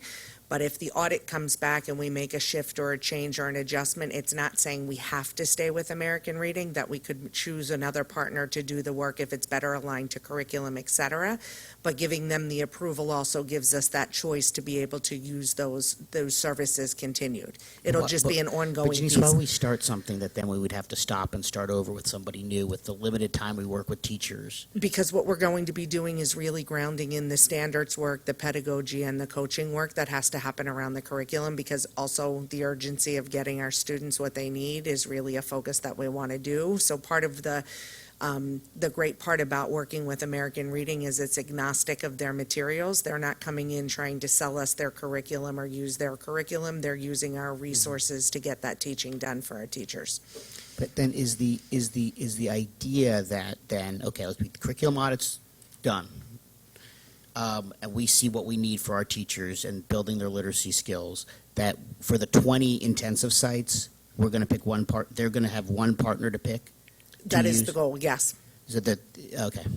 And American Reading Company is a possibility, but we're going to, we're not sure. That's We're correct. gonna So wait and just see. like the example of how we did it with math this year with Yeah. Eureka, Eureka has a professional development partner that's ANET. Mm-hmm. So if we chose something that a curriculum partner has a, companion that goes along with them for professional development, that could be something that we reinvestigate. I just want to make sure that everybody's clear. This isn't saying we're going with them for infinity and beyond.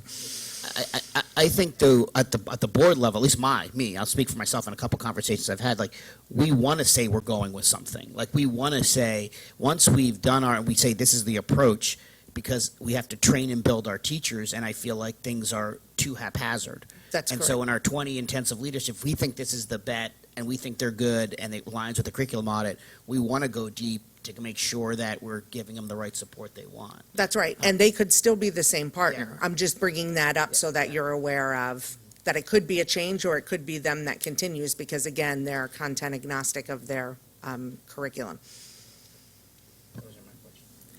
So just to comment, when I was reading about the American Reading Company, there is some evidence supporting them based on a particular school, but there is also some district support.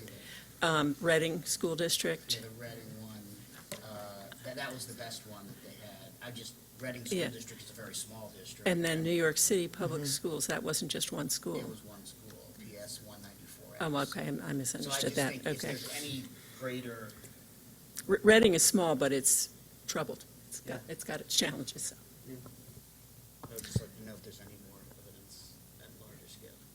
They've also developed their own curriculum that is aligned from Ed Reports that has gotten green lights in both the elementary, middle, and they've just submitted the high school. So understanding the content and the pedagogy with alignment to standards. At American Reading Company? Correct. Okay, that'd be helpful. It's in here, but I can get you more information on that, sure. The Ed Reports one? Okay. As, I want to make sure you That- specify the things that you need to hear before this I did. evening. I did. That's mainly the reports, the additional. The evidence of evidence. effectiveness Okay. for groups of schools, not. The other question we're okay with, Yeah, that was my question. already. Oh, no, just the revision to the total amount, Right, not got the those two, annual. got those two. Okay, Should be annual and total. Yeah, annual total, that's fine. okay. You all are clear down at that end what we're asking, I'm assuming, Yes. okay, all right. Thank you. So then, the last one, what I just had and lost. Yes, of the teacher center, right? New teacher center. Any questions? Yeah, I did. So how does this now, just based on this last conversation, how do you, because this is coaching of right? Just your voiceover of how this would supplement the American Reading Company if those are so choose. Like, how do you see this coming together, Janice? Sure. So this company is really identified to support those intensive sites with the coaches. So as you remember, we're bringing in those 20 coaches. Each intensive site will have a literacy coach that will be hired. So this group will be working in partnership around the development of how that coaching works, what is our curriculum, how do they help inform practice as they see teachers teaching. It will be the responsibility of the literacy team to really work closely with both partners so that there's also common conversations between both partners so that the work is, again, grounded in our curriculum and aligned to the work, but their goal is around the pedagogical work of coaching. That's helpful. Thank you. That's it. Sure. Thank you. Thank you. There is, and I'll just say this again for information, there is a written update on the 21st century learning, and so I would encourage anyone who would like to read that. If you go on Board Docs, you can read that full report. Our next meeting, you actually have a break until January. I'm not finding it. It's January Right, the December 26th meeting, we're not Thank you. having it because of the We're holiday on break. holiday. So we wanted to make sure that people were aware that the December 26th date, which would be the next date, there will not be a meeting. So please remember, December 26th, Boxing Day, stay home. Stay home. And then, so January 23rd, Okay. 2018, it's already here. Wow. At 9 a.m. will be the next teaching So and we'll learning see day. you on January the 23rd, okay? So if we don't see you again, not those who are here in person, but those who may be watching us, have a wonderful holiday and a Happy New Year. We'll see you January 23rd. Oh, one thing. I just want to say one statement. I think that Dawn Shirey is doing an amazing job. I've read the report. I've also worked with her directly. From the board's perspective, I just want to say we're so thankful that you have someone in that role as talented as Dawn working with these schools to figure out these plans, because we have these great schools being built. Now we have great academic plans going on with them. So thank you, thank you, thank you. And More this is than my welcome. last She's doing a meeting phenomenal ever. job. No, it's my last meeting ever, so bye. Yeah, Oh, 8 years. so we really, we want to commend you, want to thank you for the vision, for the leadership. Thank you. Not only with Teaching and Learning, but the entire board. Even before I got here, I knew you and always thought of community schools and That's right. early childhood, and so to see some of those things come to fruition right. is wonderful. We wish you the best. We know you won't be far away.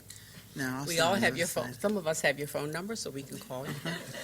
But thank you, Commissioner Hightower. Thank you. And thank you all, and I didn't do this to begin, but how about I do it twice? And we are adjourned. Thank you. At 11:16.